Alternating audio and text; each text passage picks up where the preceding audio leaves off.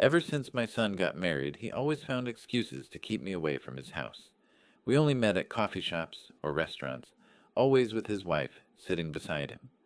On Monday morning, he called and said he was leaving on a business trip, but something in his voice made me suspicious. I checked the GPS tracker attached to his car and froze. The vehicle was still at home. That night, I quietly let myself into his house using a spare key. The place was dark and silent. Then I noticed a door at the end of the hallway standing slightly open, and what I found inside made me realize I wasn't just investigating a fraud anymore. I was investigating my own son. This story starts quietly, but won't leave you unchanged. Before we begin, drop a quick comment. Have you ever had to choose between family loyalty and doing what's right? Yes or no? Your perspective might be what someone else needs today. Some details have been adjusted for narrative purposes. What matters is the core message I hope stays with you. At 60 years old, sitting alone in my Montclair kitchen with Monday's Wall Street Journal, I read my son's name in the financial section and felt the exact sensation I spent 35 years learning to recognize the scent of a crime. The article praised Silas Quinn, 32, as one of Wall Street's rising CFO prodigies, Hargrove Capital's newest executive star. Clean metrics, flawless quarterly reports, institutional trust radiating from every paragraph. The journalist quoted him discussing fiduciary responsibility with the kind of smooth precision that made investors sleep soundly at night. I folded the paper and set it beside my coffee mug on the kitchen table, the same table where my late wife Faye used to sit across from me during breakfast, back when she was alive. Faye passed in April 2019, 5 years ago now. But I still heard her voice sometimes in the quiet hours. She used to say with that particular dread only a spouse develops after 3 decades of marriage to a federal investigator. I'm terrified that one day you'll find a criminal inside our own house. I would smile and tell her no one in this family was smart enough to slip past me. I was wrong. I opened my laptop, not the desktop machine Silas had seen 100 times, but the secondary device I kept for a single purpose. 3 keystrokes brought up a hidden directory labeled EH_monitor. Inside 847 files meticulously organized by date, transaction type, and jurisdiction. 14 months of work. 14 months of covert surveillance on my own son. I wasn't a typical worried father. I was a man who spent 35 years as an IRS supervisory special agent who dismantled 47 major money laundering operations across 6 federal districts, who testified before grand juries in 4 states, and never once failed to secure an indictment when the evidence was clean. Retirement hadn't dulled my instincts. It had sharpened them, stripped away bureaucratic noise, left only the raw ability to detect when numbers refused to align with reality. The triggering document sat in my floor safe downstairs, a July 2023 SEC filing I'd stumbled across while reviewing Silas's LinkedIn update. Hargrove Capital Fund 3 Declaration of Principal Officers. My name appeared in black 12-point font under the title Chairman Emeritus Hargrove Capital. My signature, forged but disturbingly accurate, authenticated the document.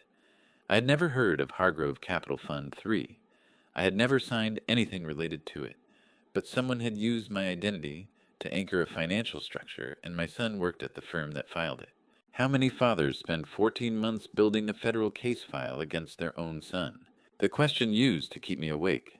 Now it just sat there in my chest, heavy and immovable like a tumor I'd learned to carry.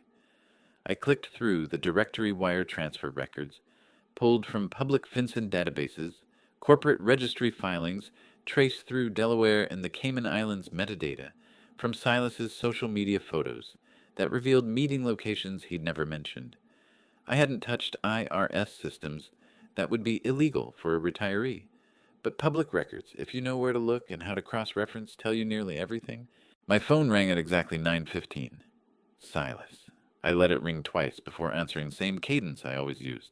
Hey, Dad. His voice carried that smooth corporate tone that had erased every trace of the boy who once built model airplanes at this kitchen table. Just wanted to give you a heads up, Paloma, and I are flying to Zurich Wednesday for emergency partner meetings. Might be out of touch for a few days. Ooh. Paloma Voss. CFO before Silas, and now some kind of senior strategic advisor. I'd cataloged 63 interactions between them over the past year, none of which appeared in any official Hargrove Capital communications. Understood, I said, brief, no inflection. And Dad?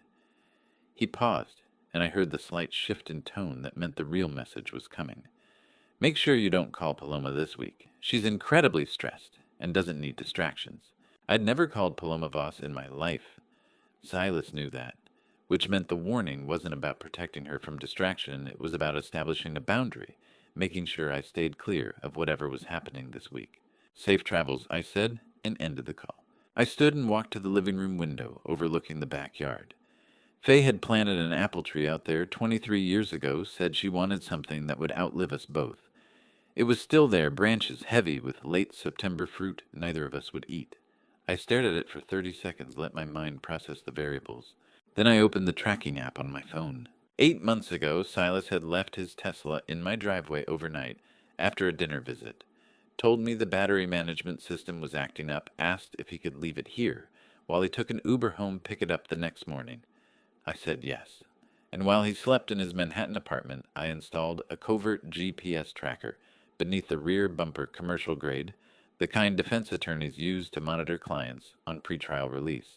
The app loaded, blue dot pulsing on the screen. I zoomed in, Midtown Manhattan, East 47th Street, the exact location where Silas's Tesla sat every business day parked in the underground garage beneath the Meridian building where Hargrove Capital leased the 47th floor. The car hadn't moved toward any airport, not LaGuardia, not JFK, not Newark. It sat exactly where it always sat, as if Wednesday's Zurich flight didn't exist. I set the phone down on the windowsill and looked back at the apple tree. In 35 years of hunting financial criminals, I'd learned one thing with absolute certainty. Every massive fraud unravels from a single detail that refuses to align. A wire transfer timestamp that's 3 minutes off, a signature that uses the wrong pen pressure, a travel itinerary that doesn't match vehicle movement. The car remained in Midtown, stationary, a minor discrepancy. Except I'd built my entire career on the understanding that minor discrepancies are never minor. They're the first thread. You pull it, and entire empires collapse. I picked up my phone again and took a screenshot of the GPS location, saved it to the EH_monitor directory as file number 848. Then I walked back to the kitchen, poured another cup of coffee, and sat down to decide whether I was still investigating a potential crime, or whether I'd already crossed into something far worse, the certainty that my son was guilty, and I was the only person on Earth positioned to prove it. I saved the GPS screenshot and stared at file 848. The car hadn't moved. Silas said Zurich. The vehicle said Manhattan. One of those statements was a lie. That afternoon, I walked into my home office and knelt beside the oak desk. The floor safe had been installed in 1996 when I made supervisory special agent. I spun the dial, right 32 left, 18 right 7, and the bolt released with the same solid click it had made for 28 years. Inside sat 3 decades of commendations from the Inspector General, a framed photo with the Attorney General from 2018, and one document that proved my son had turned his father into an unwitting accessory to federal fraud. I pulled out the SEC filing, July 2023, Hargrove Capital Fund, 3 Declaration of Principal Officers. Page 4, line 17, highlighted in yellow, Floyd Quinn, Chairman. Emeritus Hargrove Capital, LLC. My signature sat beneath the title. Forged but disturbingly accurate, whoever had done it knew the exact pressure I applied when signing official documents, the slight leftward slant I'd developed after 35 years of signing case files. I'd read this line 3 times that July morning. Then I'd sat back and thought about Faye. She'd said it in April 2019, sitting in the hospice room at St. Barnabas, her hand thin and cold in mine. The fear she'd carried for 30 years that my work would eventually turn inward, that the investigator's eye would one day land on someone who bore my name. She'd whispered it so quietly, I'd almost missed it. That's exactly what terrifies me. You'll be right, and it will destroy you. I'd squeezed her hand and said nothing, because for the first time, I didn't have an answer. I set the SEC filing on my desk and looked at the signature again. People outside the service don't understand what it means to dismantle 47 major money laundering operations. Each operation represents hundreds of live shell companies' offshore accounts, wire transfers routed through jurisdictions designed to hide the truth. I'd built my career on finding the single thread that unraveled everything, not through luck, but through disciplined refusal to ignore discrepancies. Silas hadn't conceived this alone. Either my son was smarter than I'd credited, or someone else was pulling strings. The SEC filing required institutional knowledge, how to forge a signature that would pass regulatory review, how to structure a fund that looked legitimate while serving an entirely different purpose. Faye was right. The only thing she'd failed to foresee was that the target would bear the name Quinn. Faye used to say I loved the rules of the service more than I loved the people in this house. Tonight, sitting alone in the office where I'd spent 1,000 evenings reviewing case files instead of attending school, those two things became the exact same entity. I slid the SEC filing back into the safe and locked it. Then I picked up my phone. Judge Luther Sinclair answered on the third ring. 71 years old, retired from the federal bench. For a decade, he'd been my golf partner for 15 years. The only man outside the service I trusted with hypothetical scenarios that were never actually hypothetical. Floyd. His voice carried the smooth authority of someone who'd spent 40 years handing down sentences. Unusual hour for a call. Need to run something past you, I said. Hypothetical. Naturally. I heard ice cubes clinking. Tuesday evening, 8:30. He'd be in his study at the Baltusrol Golf Club working through his nightly bourbon. Go ahead. Retired IRS agent discovers his identity was used to establish legal authority at a company he's never heard of. SEC filing lists him as chairman emeritus. If he enters the company's premises to gather evidence, what's his criminal exposure? Sinclair was silent for 10 seconds. Unlawful entry is a felony, Floyd. Trespass on private commercial property. State statute, New York, penal. Law, section 140.10. If it connects to federal fraud under investigation, the U.S. attorney could layer on 18 U.S.C. 1036 for entry by fraud, unless you can prove exigent circumstances or constructive lawful right of access to the property. Define constructive right of access. If your name appears on legal documents establishing you as an officer of the entity and those documents were filed without your knowledge, you could argue you have a lawful property interest in investigating the fraud. But that's a defense you make to a jury after arrest, not a get-out-of-jail-free card. Understood. Another pause, longer this time. Floyd, I don't know what you're planning, but if you execute it, make sure your justification is ironclad enough to stand before a federal bench. Because if it's not, you'll be the one facing indictment. Appreciate the guidance, Luther. I hung up and walked to the kitchen. The drawer beside the refrigerator held the usual debris takeout menus, spare batteries, a broken watch. Beneath the menus sat a small electronic key fob, black plastic with a silver button, identical to the kind luxury apartment buildings issue to residents. I picked it up and turned it over in my palm. 2 years ago, Silas had driven out to Montclair for a rare visit. We'd had dinner, something forgettable, probably take-out Chinese, and he'd left his keys on the counter overnight when he'd had too much wine to drive home. I told him to take an Uber pick up his car in the morning. While he slept in his old bedroom upstairs, I'd taken his key fob to a 24-hour locksmith in Newark who specialized in electronic cloning. Commercial grade, the kind building management uses for maintenance crews. It cost me $400 and 3 hours. The locksmith never asked why. I never explained. I stared at the fob. 2 years old, not 2 days. Premeditation. I had my justification. The SEC filing with my forged signature gave me constructive right of access. I had the cloned key, and in 47 hours on Thursday morning at 9:30, a wire transfer would execute that cemented my name to a federal indictment. Unless I walked through a door I was explicitly forbidden to enter. I closed my fist around the key fob and looked out the kitchen window at the apple tree and the backyard branches, heavy with fruit Faye would never taste. Wednesday morning I would drive to Manhattan and use my son's stolen identity against him. Wednesday morning, I drove through the Lincoln Tunnel, wearing a tailored charcoal suit I hadn't touched since my retirement ceremony. The key fob sat in my jacket pocket like a stone. 47 hours until the wire transfer executed. 47 hours to gather evidence or become evidence. I didn't enter through the main entrance, not on the first visit. I drove past the Meridian building once at 6:45, noted the shift change at the loading dock on the east side, and circled back. The cloned fob felt cold in my coat pocket. 2 years old, not 2 days. Premeditation dressed as habit. The residential elevator bank served only floors 45 through 48. No lobby desk, no Emma Howell. Just a biometric panel that read my fob as Silas Quinn, authorized resident, and released the cab without question. The irony sat heavy in my chest as the elevator climbed.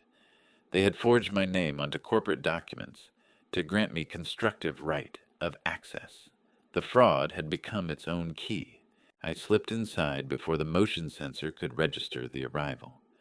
The place was sterile and dark staged, like a corporate showroom, rather than anywhere a person actually lived. No photographs, no clutter, nothing that looked like my son. I didn't announce myself. I didn't knock. I moved through the main room with a flashlight held low the way you move through a place when you are not supposed to be there, and I was not supposed to be there. He was my son. That was the only justification I had left.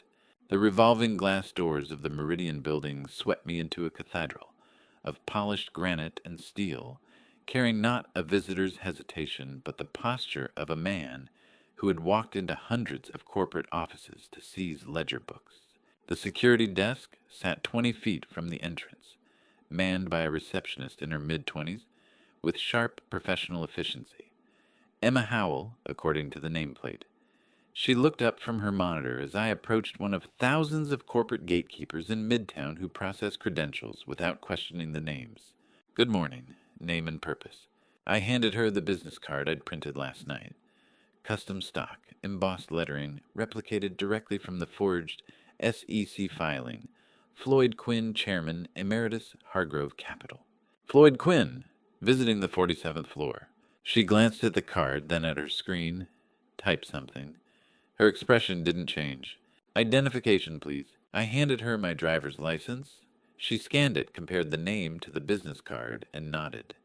The irony sat heavy in my chest, using the stolen identity to bypass the security perimeter legally. Because Silas and Paloma had registered my name on corporate documents. Without my signature, the designation granted me what Judge Sinclair had called constructive right of access. The very fraud framing me had become the key that unlocked the crime scene. You're cleared, Mr. Quinn, 47th floor. Elevators are to your right. I took back my license and walked across the lobby. The elevator ascended smoothly, floor numbers ticking upward in glowing digits. I watched Manhattan compress beneath me through the glass wall, streets narrowing to grids, cars shrinking to toys, people vanishing into abstraction. The doors opened directly into the penthouse. I stepped into a space that wasn't a home. It was a stage set for institutional credibility. Sweeping floor-to-ceiling windows framed the Manhattan skyline like a corporate brochure. Minimalist furniture in dark leather and chrome sat arranged with the precision of a designer's showroom. The air smelled sterile. No coffee, no cooking, no trace of human occupation. Just filtered air and expensive emptiness. I walked slowly through the main living area, cataloging details the way I'd cataloged crime scenes for 3 decades. 0 family photographs. No books on the shelves. Only decorative objects positioned for visual balance. The kitchen gleamed unused counters bare except for a single espresso machine that looked like it had never been touched. I opened the refrigerator, bottled water and protein bars arranged like a hotel minibar. The first space I stepped into wasn't my son's home. It was the corporate front. A long hallway stretched from the living area toward the back of the penthouse. I followed it and found 2 entirely separate master suites at opposite ends, each with independent digital locks on the doors. Not his and hers, not couples who valued privacy. This was structural separation, 2 people living in the same space without sharing it. I walked back to the main area and stopped at an executive desk positioned near the windows overlooking Central Park. Dark mahogany, pristine surface, nothing personal except for one item. A luxury wristwatch sat displayed on a small crystal stand positioned like art. I recognized it before I picked it up. Patek Philippe. The weight was exactly as I remembered, substantial, but not heavy, the kind of precision engineering you feel in your palm. The leather band was aged darker than it had been new, worn smooth from years of contact. I turned it over. 3 letters engraved on the back, FQ always. Faye bought this watch in 1994 for our 10th anniversary. She'd handed it to me over breakfast on a Sunday morning. No ceremony, just set the box beside my coffee and said, "I bought you a watch because you track other people's time. It's time you monitored your own." I'd worn it every day for 25 years. When she died, I'd placed it in the floor safe at home beside her wedding ring and the photo from our honeymoon in Maine. The safe only Silas and I knew the combination to. He'd taken it without asking, without mentioning it, just opened my safe after his mother's funeral and removed the one object that connected me to the decade when we'd still been a functional family. And now it sat here on his desk, not worn, not cherished, displayed. A decorative object signaling sophistication to whoever walked through this corporate ghost house. I stood holding the watch for a long time, looking out at Central Park, 47 floors below. The second hand ticked smoothly, flawlessly maintained despite being treated as furniture. I thought about the morning Faye had given it to me. The way she'd smiled when I'd tried to argue it was too expensive. The way she'd kissed my forehead and said, "You're worth expensive things, Floyd. You just never let yourself have them." I carefully returned the watch to its exact position on the marble desk. Not because I didn't want it back, not because I'd forgiven the theft, but because I knew that when the federal indictments dropped, the court would need this asset exactly where I found it. Evidence of character, evidence of pattern, evidence that my son didn't just steal money, he stole memory.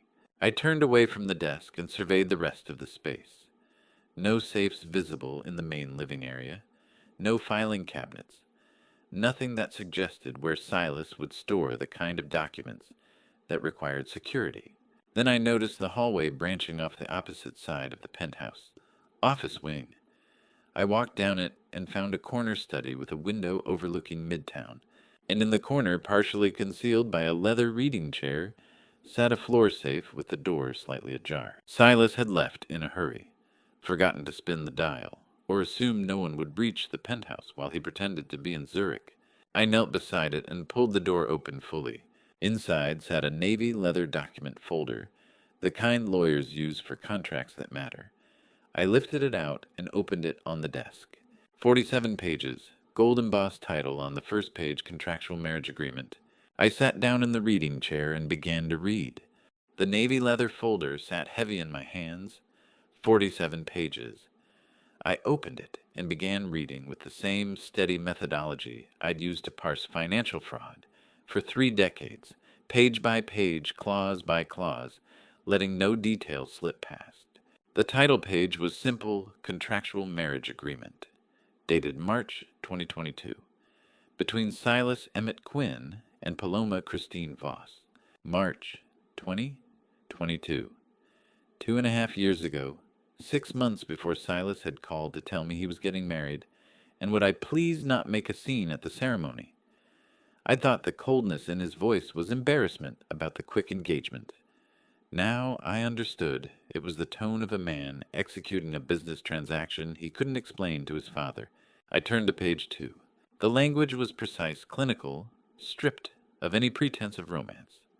Paloma Voss, age 37, Chief Financial Officer of Hargrove Capital, hereby retains Silas Quinn, age 29, to serve as her lawful spouse under the laws of New York State, for purposes of executing joint financial instruments, co-signing corporate documents, and providing legal spousal privilege in matters of testimony and asset protection. Compensation $340,000, annually paid in monthly installments of $28,333.33. I stopped reading and looked out the window at Midtown stretching toward the East River. $340,000, more than I'd ever made in a single year with the IRS. Enough to make a young man ignore every instinct that should have told him this was wrong. I continued, Page 7 outlines Silas's duties with bureaucratic precision. He would sign financial instruments as directed by Paloma Voss, without inquiry into the origins of incoming wire transfers. He would attend social functions as her spouse when required. He would maintain the appearance of a stable marriage to satisfy regulatory scrutiny of Hargrove Capital's principal officers. He would occupy separate living quarters within the marital residence to preserve personal privacy. Separate living quarters. The two locked suites at opposite ends of the hallway weren't dysfunction, they were contractual terms. Page 12 specified that all intimate relations were optional and mutually consensual. Neither party obligated to physical contact beyond public appearances requiring believable affection. Page 18 detailed the term of the agreement, 5 years renewable upon mutual consent, terminable by either party with 90 days written notice.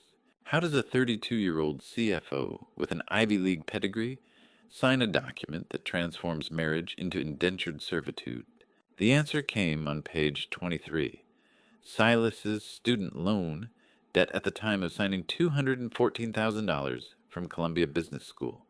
His starting salary at Hargrove Capital before the marriage agreement, $92,000. The contract paid him nearly 4 times his legitimate income, and it erased his debt within 8 months. My son had sold himself to escape the weight of his education. I kept reading. Page 27 outlined dispute resolution.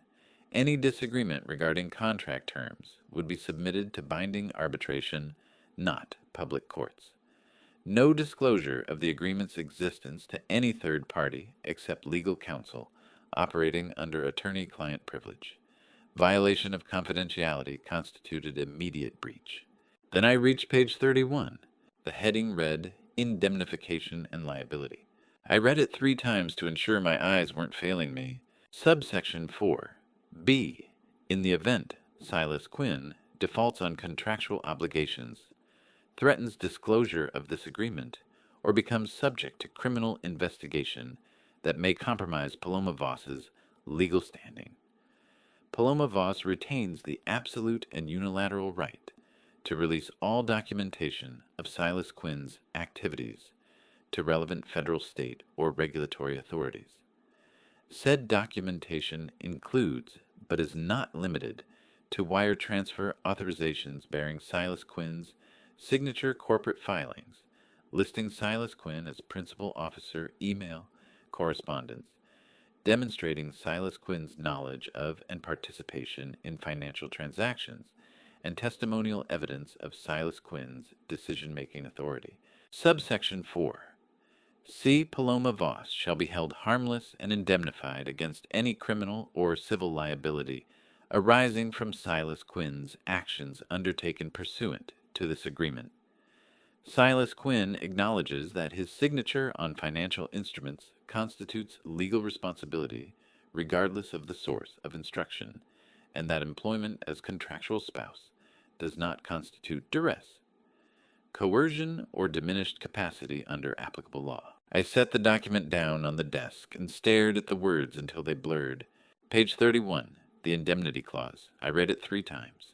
My son didn't marry a wife. He executed an employment contract with a termination clause designed to destroy him. The architecture was flawless. Paloma had structured the agreement so that every wire transfer, every corporate filing, every fraudulent signature bore Silas's name and legal authorization. If federal investigators came knocking, the evidence trail would lead directly to him, and the contract itself, this beautiful, terrible document, proved he'd been compensated for his participation. No duress, no coercion, just a man who'd sold his signature for $340,000 a year. And if Silas tried to expose her, if he threatened to break confidentiality or cooperate with authorities, Paloma retained the absolute right to release everything. She'd built a kill switch into the marriage itself. I stood and walked to the window, pressing my palm against the glass. The city spread below me, indifferent to the small catastrophes playing out in rooms like this across Manhattan. Faye had warned me.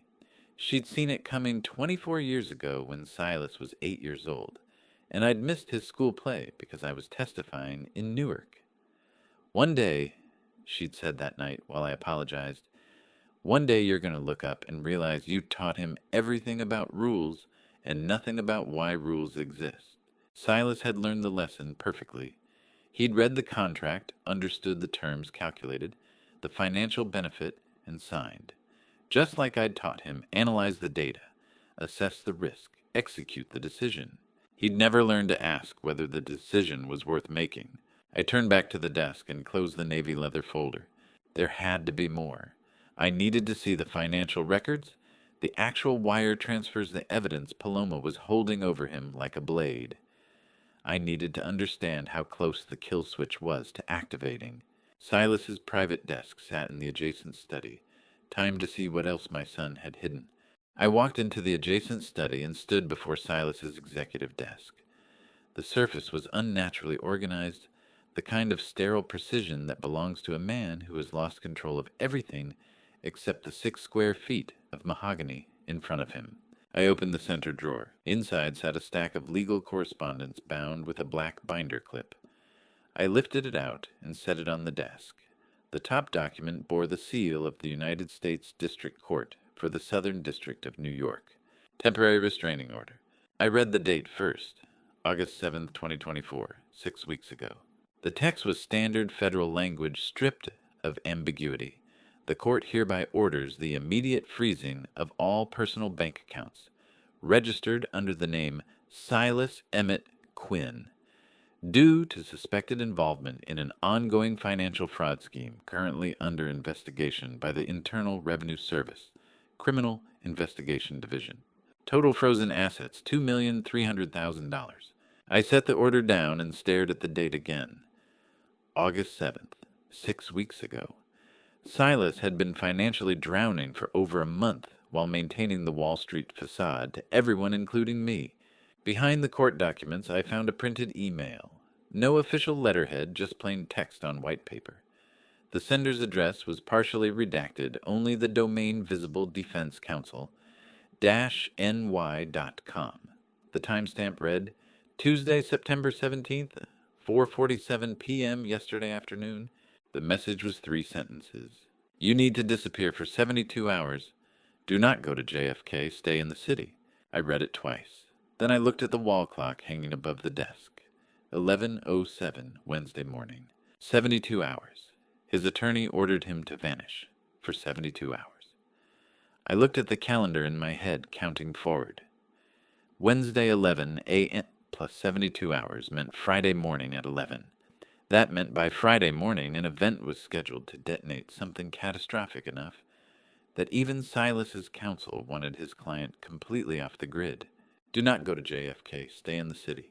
Silas hadn't flown to Zurich. He'd lied about the trip entirely, which meant his phone call Monday morning, the smooth corporate voice, warning me not to contact Paloma. The mention of emergency partner meetings had been theater, a script designed to keep me away from whatever was happening this week. I folded the email and slid it into my jacket pocket alongside the key fob. Then I walked back to the penthouse living room and sat on the leather sofa for the first time since entering the residence. 11:22 a.m. I pulled out my phone and opened the covert GPS tracking app. The blue dot loaded immediately. I zoomed in on the map. Silas's Tesla Model S wasn't at JFK, wasn't at Newark, wasn't on any outbound highway toward an airport. The coordinates placed it on parking level B3 of the Meridian building, 47 floors directly beneath the sofa I was sitting on. My son was inside this tower right now. I stared at the pulsing blue dot and felt the familiar sensation I'd learned to trust over 3 decades, the moment when scattered data points suddenly aligned into a pattern. Silas wasn't hiding in a hotel across town. He was hiding in the sub-basement of his own building, sleeping in his car, or moving between floors, staying inside the one place where security already recognized his face and wouldn't question his presence. My phone vibrated in my hand. A text message appeared on the screen. Encrypted format, the green lock icon indicating end-to-end security. The sender was listed as an unrecognized number, just a string of digits without a name. The message read, Mr. Quinn, I know you're on the 47th floor. Please leave now and call me. Do not touch anything else. VH. 2 initials, VH. I didn't need to think about who they belonged to. Vernon Harrington. My former IRS colleague of 30 years who retired 2 years before, I did move to a consulting practice in Washington and hadn't contacted me in 14 months, except for a brief email last Christmas. Vernon knew I was on the 47th floor. I stood from the sofa and walked to the window, looking down at Midtown stretching toward the Hudson. 11:24 a.m. Traffic moved in orderly grids below people crossing streets in anonymous crowds. The machinery of the city functioning without awareness of the small catastrophes unfolding in rooms like this. How does a retired IRS agent's former partner know to the exact floor where I'm standing at this precise moment? 2 possibilities. Either Vernon was monitoring me, directly tracking my phone, my movements, maybe even my use of the cloned key fob to access this building. Or Vernon was monitoring the Meridian building itself as part of an active federal operation, and my appearance on the security logs had triggered an alert that landed on his desk somewhere in Washington. Either scenario meant this operation was vastly larger than a domestic fraud case. I walked back to the study and took one final look around the penthouse. The sterile furniture, the separate locked suites. Faye's watch sitting on the desk like a museum piece. The marriage contract in the floor safe, the federal freeze order in Silas's drawer. My son hadn't just made a mistake. He'd walked into a structure designed to consume him, and now the machinery was closing. I left the penthouse and stood in the corridor, pulling the door closed behind me. It locked automatically with a soft click. I pressed the elevator call button and waited, looking at my reflection in the polished steel doors. A 60-year-old retiree with an 847-file directory and 48 hours to do what no father should ever have to execute. The elevator arrived. I stepped inside and pressed the button for the lobby. As the cab descended, I looked at Vernon's message again. Do not touch anything else. Too late for that. I'd touched the marriage contract. I'd photographed the freeze order on my phone before leaving the study. I'd documented the watch, the separate suites, the refrigerator with its hotel minibar contents. I'd violated every instruction Vernon had just given me. The elevator doors opened to the lobby. I walked past the security desk where Emma Howell had cleared me 90 minutes ago. She didn't look up. I pushed through the revolving doors into the September heat and walked 1 block west before stopping on the corner of 47th and 6th. Then I pulled out my phone and dialed the number Vernon had texted from. He answered on the first ring. You need to tell me everything you just did in that penthouse, Vernon said without greeting. And you need to tell me right now. I stood on the corner of 47th and 6th.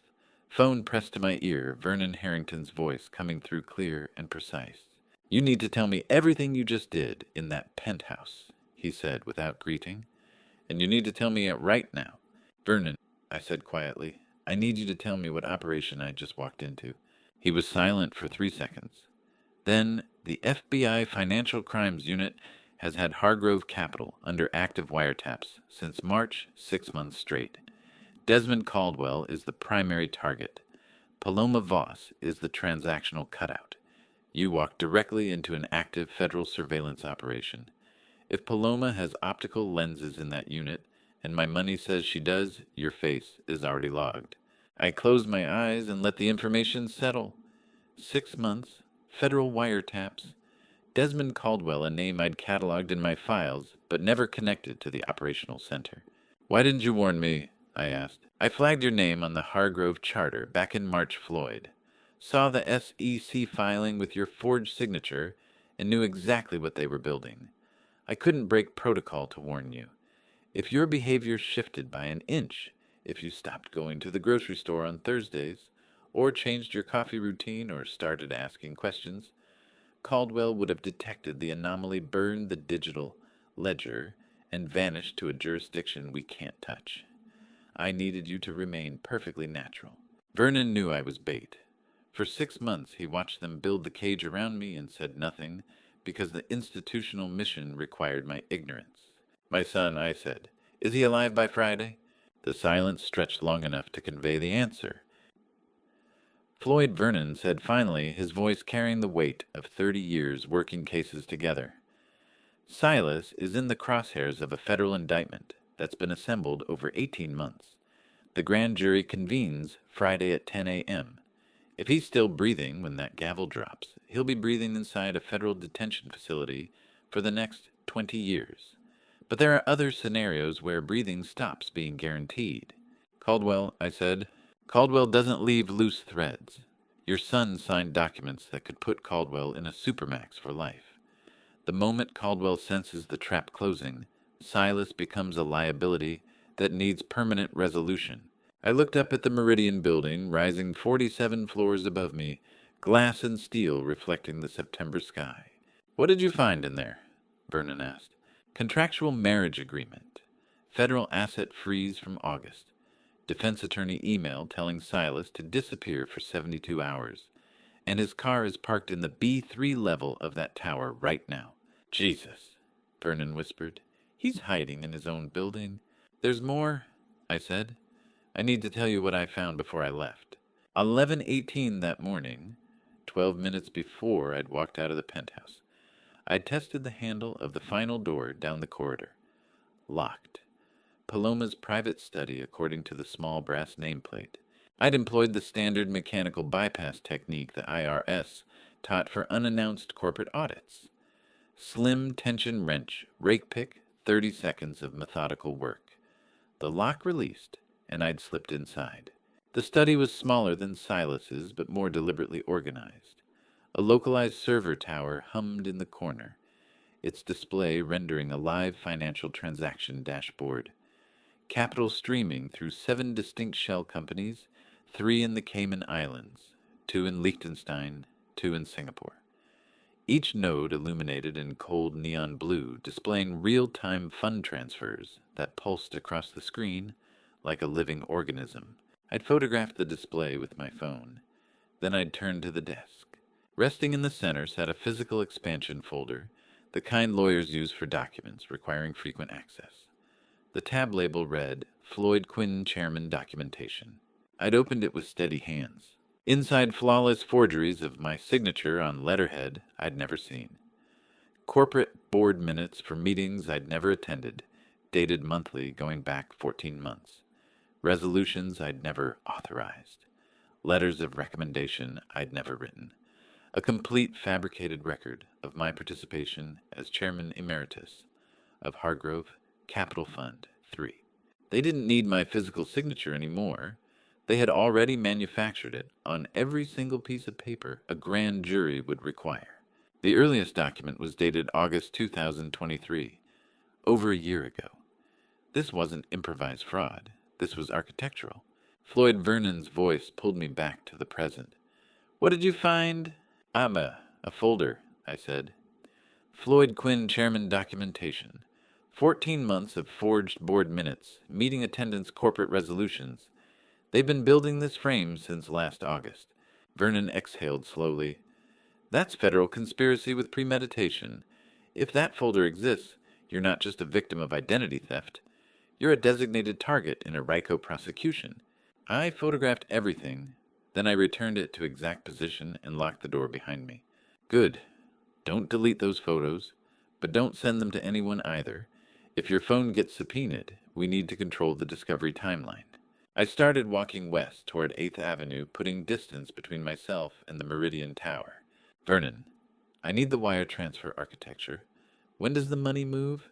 Friday morning, 9:30 a.m. $180 million from Hargrove Capital. Fund 3 through the Cayman Shell structure into a Singapore endpoint that converts to bearer bonds within 90 seconds. Untraceable, irreversible, and perfectly legal on paper, because your forged signature authorizes the entire chain. 48 hours, I said. 48 hours until your son either testifies against Caldwell in protective custody or becomes a statistic. And 48 hours until your name appears on a federal indictment as the architect of the largest money laundering operation the Southern District has prosecuted in a decade. I stopped walking and leaned against the building facade, feeling the September heat radiating from the concrete. What do you need from me? Vernon asked quietly. I need you to tell me if institutional support exists, or if I'm running this alone. Floyd, he said, and I heard the careful, measured tone of a man choosing words that wouldn't create legal exposure. I can't offer you anything official, but I can tell you that if evidence appeared that severed the wire transfer before execution, and if that evidence came from a retired IRS agent with impeccable credentials who stumbled onto fraud while investigating identity theft, well, that would be a very clean prosecution narrative. I understood. Vernon couldn't help, but he wouldn't stop me. 48 hours, I said again. 48 hours. Don't waste them. I ended the call with Vernon and walked 2 blocks west, putting the Meridian Tower behind me. 48 hours to sever the wire. 48 hours to save my son. The countdown had started. The espresso bar sat half empty at 12:15 on a Wednesday. Enough white noise from the steam wand to mask a conversation. Enough distance from the tower to think clearly, and enough proximity to move fast when the next variable detonated. I took a corner table away from the window, ordered black coffee I wouldn't drink, and opened my laptop with headphones firmly in place. The laptop screen glowed to life, and I navigated to a portal most people didn't know existed. IRS Retiree Access. Restricted privileges for senior specialists. Active for 24 months post-retirement. For supervisory agents who'd handled classified financial intelligence. I had 4 months left before the system locked me out permanently. I entered the routing codes I'd memorized from Paloma's server display. The screen loaded slowly, rendering layers of transactional architecture that most financial analysts would need weeks to parse. Hargrove Capital Fund 3. Corporate structure, automated transfer protocols. There it was. Scheduled event automated wire transfer. Date Friday, September 20th, 2024. Time 11 o'clock a.m. Eastern Standard Time. Amount 180 million US dollars. Authorized signatory Floyd Quinn. Destination Trail. Terminus 14. Elmwood Drive. Montclair, New Jersey 07042. I stared at my home address on the screen. Not a P.O. box, not a corporate office, my actual house. The place where I'd raised Silas. The place where Faye had died. The digital trail was designed to terminate there, creating an airtight narrative. Retired IRS agent uses insider knowledge to launder money through the exact kind of offshore structure he'd spent 35 years dismantling. The wire transfer wasn't controlled by human intervention. It was fully automated. Friday morning at 11, the system would execute, regardless of whether anyone was sitting at a keyboard. Once those funds moved, the evidence chain was flawless and irreversible. 47 hours. I looked at the cooling coffee in front of me. 47 hours to stop $180 million from cementing my name to a federal indictment. The espresso machine hissed steam rising in white clouds. Around me, Midtown workers ordered lattes and checked phones, oblivious to the small catastrophe unfolding at a corner table. I closed the laptop and sat in silence for 2 minutes, letting my mind work through the architecture. The wire couldn't be stopped by calling a bank. It couldn't be frozen by a court order that wouldn't arrive in time. The only way to sever it was to destroy the authorization chain before execution, which meant destroying the forged signature documentation before the grand jury could authenticate it. I stood leaving the untouched coffee and walked back toward the Meridian building. I needed to retrieve my car from the B1 parking level and drive to see Judge Sinclair. I needed legal framework for what came next. The ground floor lobby was crowded with corporate workers streaming out for lunch. I pressed the call button for the parking garage elevator and waited, surrounded by the ambient noise of a Thursday lunch rush. The elevator doors slid open. A young woman stepped out, maybe 26, carrying a small luxury salad container in one hand and a slender document folder in the other. She wore a crisp white blouse and black slacks. Her dark hair pulled back tightly in the style favored by junior associates trying to project competence beyond their years. She looked identical to thousands of young professionals in Midtown Manhattan. But as her eyes locked onto mine, there was zero hesitation. No stranger-to-stranger scanning. No momentary confusion about whether we knew each other. Her face remained completely impassive as she assessed me in the half-second it took to step past. And then she spoke in a low, polite voice without breaking stride. "Mr. Quinn, Ms. Voss will be back in the city by late afternoon." The elevator doors slid shut before I could respond. I stood in the descending cab alone, my reflection staring back at me from the polished steel walls. She knew my face, she knew my name, she knew I'd been upstairs, and she wasn't surprised. How does a junior associate I've never met recognize my face instantly and address me by name without a single second of hesitation? I processed the encounter at maximum velocity as the elevator descended through the parking levels. People who exhibit zero emotional variance when encountering an anomaly belong to one of two categories. They are trained assets operating under a pre-programmed script, intelligence operatives, corporate security, federal agents working undercover. Or they already knew the anomaly was coming. Someone had warned her I would be in the building. The doors opened at B1. I walked to my sedan and sat in the driver's seat without starting the engine, thinking through the implications. If the young woman was a trained asset, it meant the opposition's perimeter extended beyond Paloma. She could be Caldwell's operative. She could be FBI surveillance Vernon hadn't mentioned. She could be private security hired to monitor the building. But if she'd been warned I was coming, it meant someone had tracked my movements from the moment I'd entered the Meridian Tower, 90 minutes ago, which meant optical surveillance inside the penthouse, which meant everything I'd touched, the marriage contract, the freeze order. Faze watched the documentation folder in Paloma's office had been recorded. I started the engine and pulled out of the parking space, navigating through the garage toward the street exit. The young woman's voice played back in my head. Ms. Voss will be back in the city by late afternoon. Not a question, not a polite greeting, a message, delivered with the precision of someone who'd been told exactly what to say when she encountered me. I needed to determine which category owned her, and I needed to determine it before the 47-hour countdown ran out. I merged into Midtown traffic and drove west, bypassing my Montclair home entirely. Judge Sinclair would be at the Baltusrol Golf Club by now, sitting in the private member lounge with his afternoon tea, the only man outside the service I trusted with the complete schematic. My phone buzzed, the text from an unknown number. I glanced at the screen while stopped at a red light. Anwin sends her regards. You have 46 hours. D.C. Desmond Caldwell. I stared at Caldwell's text while sitting in Midtown traffic. Anwin sends her regards. You have 46 hours. D.C. He was counting down. He'd been watching the entire time. I deleted the message and drove west toward New Jersey, bypassing my Montclair home entirely. The private member lounge of the Baltusrol Golf Club sat empty at 2:30 on a Wednesday afternoon. Deep leather chairs positioned around dark mahogany tables. Zero surveillance devices. Zero staff, foot traffic. Just two old friends and two porcelain cups of tea. Judge Luther Sinclair sat in his usual chair near the window. I sat down across from him and began talking. I laid out the entire schematic, without interruption. The fake marriage contract, 7 offshore shell companies, forged signatures spanning over a year, the automated Friday morning wire transfer, the documentation folder, the 46-hour countdown. Sinclair listened with fingers, interlaced eyes, tracking the steam rising from his tea. When I finished, he was silent for a long moment. You entered the penthouse without a warrant, he said quietly. Correct. Using a cloned key manufactured 2 years ago. Correct? And photographed documents inside a locked private study. Correct.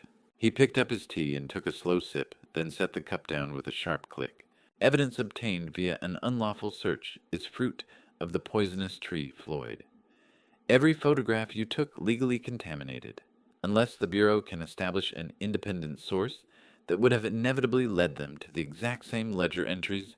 Your entire investigation is inadmissible in federal court. I know, which means if you bring this to the FBI now, Caldwell's attorneys will file a motion to suppress, and they'll win. I nodded slowly. The legal trap was just as sophisticated as the financial one. Sinclair leaned forward, his voice dropping an octave. Men do not construct networks this complex simply to extract wealth, Floyd. They build them when they require an absolute shield to take the blast. They chose you to be that shield long before you walked through that door today. The question is whether the Bureau has enough independent evidence to prosecute without your photographs. Vernon said they've had wiretaps active since March. Then Vernon's wiretaps are the independent source. But you need a prosecutor who understands how to thread that needle, someone who can take your intelligence without tainting the investigation. He reached into his jacket and pulled out a small card handwritten in fountain pen. Denise Callahan, Assistant United States Attorney for the Southern District of New York Financial Crimes Unit. The only prosecutor I trust in that building.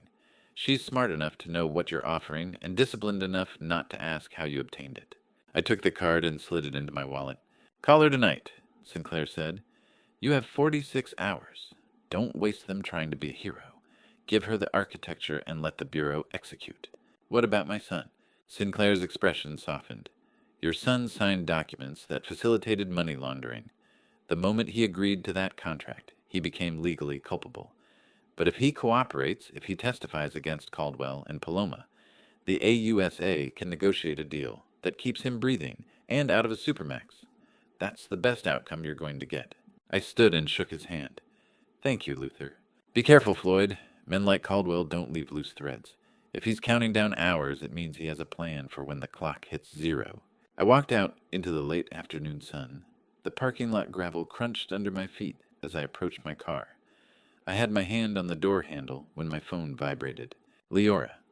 My daughter, 27, and teaching 3rd grade in Boston, calling with the kind of controlled panic I'd taught her to suppress. I answered. Leora? Her voice came through tight, trying to maintain composure, but failing at the edges. Dad, I drove down to Montclair over the weekend to pick up some old storage boxes. There was an overnight delivery from Wells Fargo. Mixed in the junk mail. I assumed it was yours and opened it. I'm sorry, but it's fine. What was it? A quarterly statement, but it's not your account. The primary account holder listed is Floyd Quinn. I stopped moving. My hand froze on the car door. Dad, Lyra's voice cracked slightly.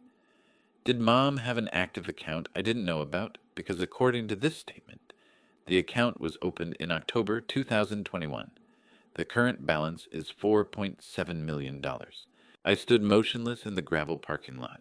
Faye passed away in April 2019. I'd closed all her accounts within 6 months. Every account had been settled and distributed according to her will. October 2021.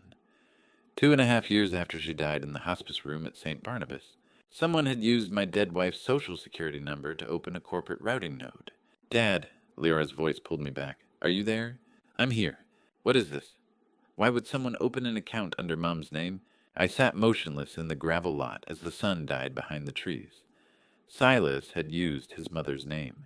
He'd taken the identity of the woman who spent 30 years protecting him, who sat beside his bed when he had pneumonia, at age 7, who drove him to Columbia for freshman orientation, who told me on her deathbed to forgive him for being cold, because Wall Street had taught him to measure love in spreadsheets, and turned it into a laundry chute for Desmond Caldwell's syndicate.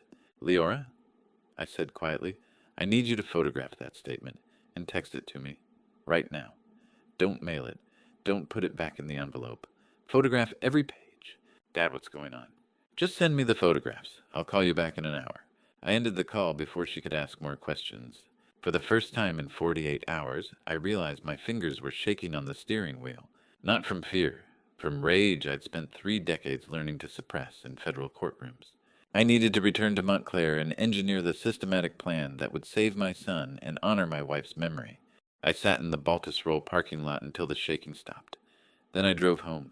The single desk lamp in my Montclair home office illuminated the handwritten financial maps spread across the mahogany surface at 9 o'clock Wednesday night. 0 emotional breakdown, purely systematic execution, the way I had dismantled 47 criminal networks before this one. I applied the exact protocol I'd drilled into junior IRS agents for 3 decades. Assume the worst case. Work backward from conviction. I pulled out a clean legal pad and wrote 3 strategic objectives in priority order. 1, sever the $180 million wire transfer before Friday 11 a.m.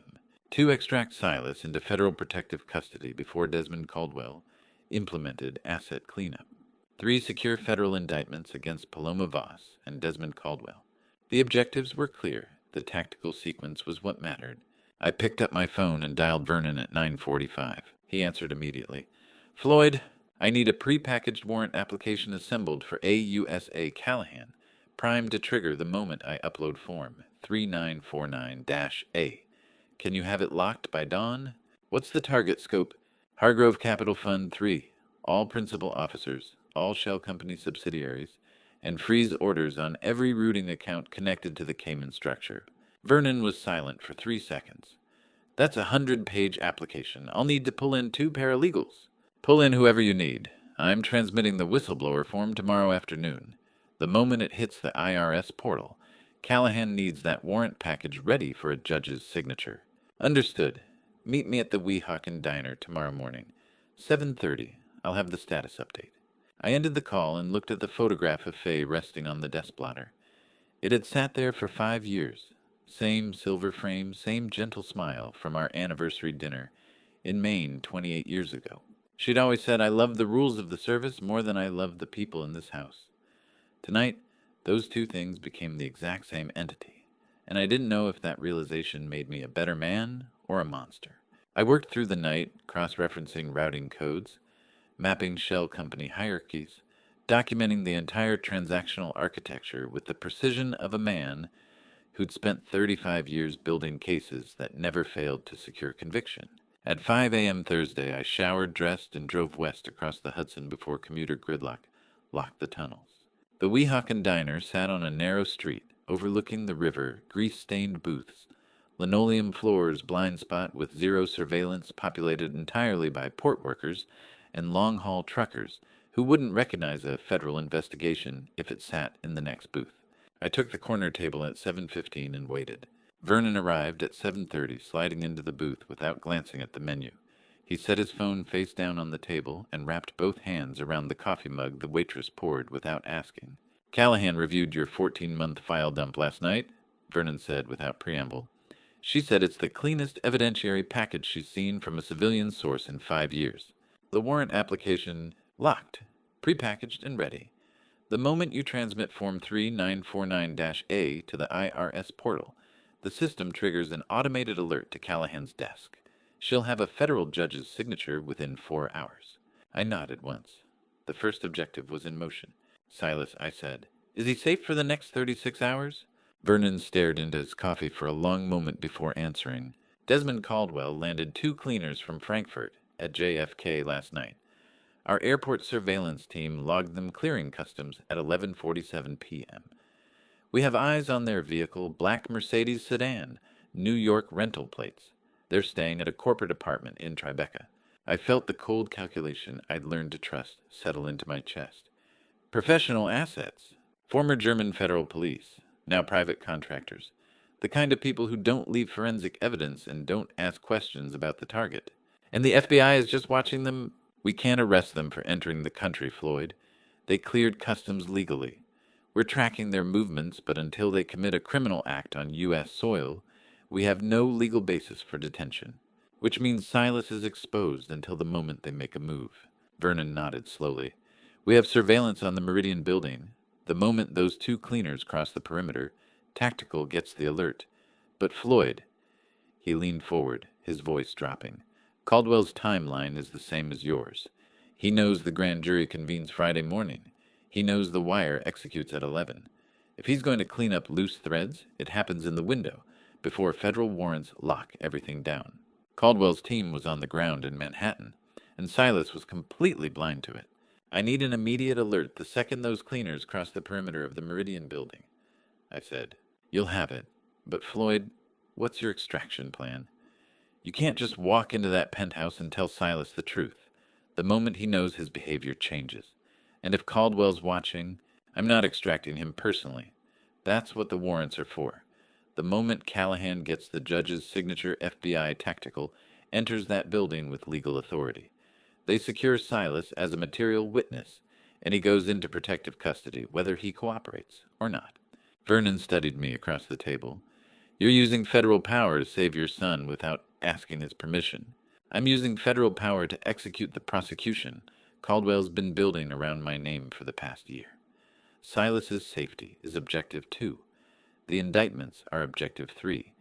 But all of it hinges on severing that wire before it executes tomorrow morning. When are you filing the 3949A? I looked at my watch. 7:48 a.m. Thursday. 27 hours until the wire executed. Today, 2 p.m. That gives Callahan until 6 p.m. to get the warrant signed and gives Tactical overnight to plan the Friday morning breach." Vernon nodded slowly. "It's tight, but it's executable." I stood from the booth and dropped cash on the table for both our coffees.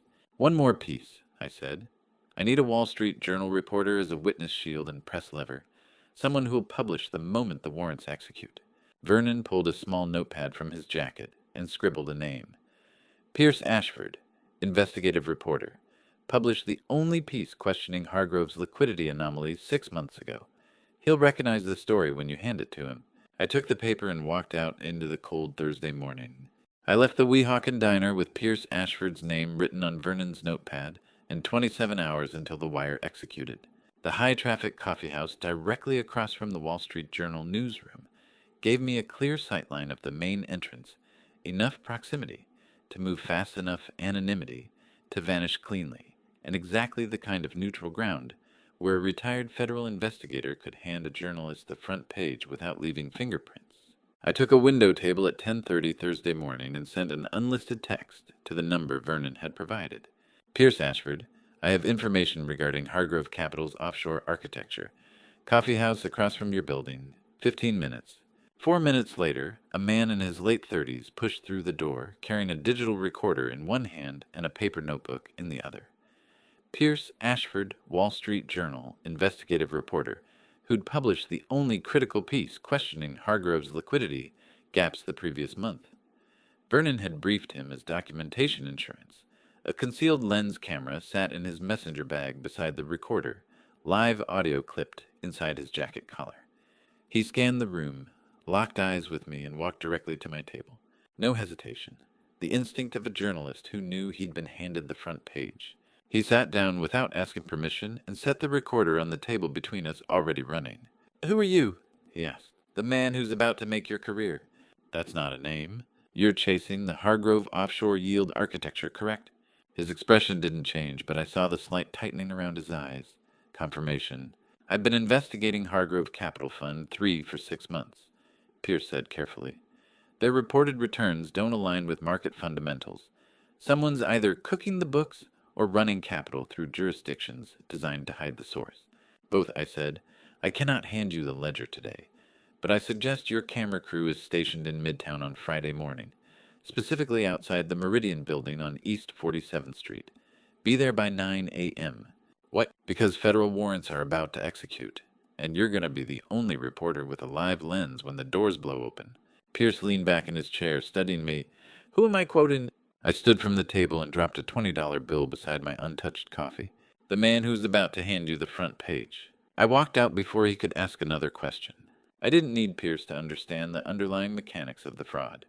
I simply needed his press badge and a live lens, standing on the concrete when the doors blew open. A Wall Street Journal reporter is a witness that even a man like Desmond Caldwell cannot make dissolve into thin air. I drove north out of Lower Manhattan, merging onto the Garden State Parkway westbound toward Montclair. The plan was executing on schedule. Pierce would be positioned Friday morning. The pre-packaged warrant was locked.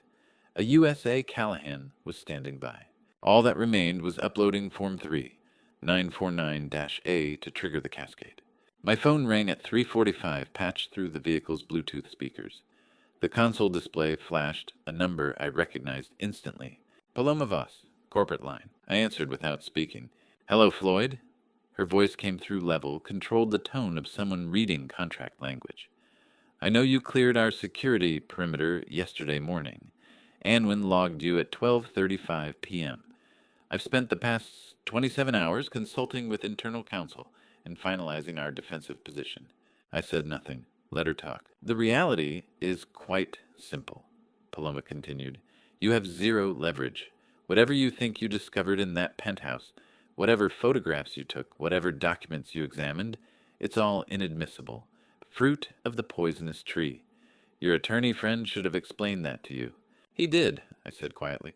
"Then you understand your position. You have exactly 24 hours to withdraw. If you attempt any form of exposure, if you contact federal authorities, if you speak to the press, if you so much as forward a single email, I activate our contingency protocol, which is Silas takes the entire criminal weight of the fund's transactions. Every wire transfer, every shell company authorization, every offshore account, all of it traces directly to his signature. And you, Floyd, go down as the chairman emeritus, who authorized every transfer. We have 14 months of documentation proving your participation. The grand jury won't need more than an hour to return the indictment. I drove in silence, watching the traffic merge and split around me on the parkway.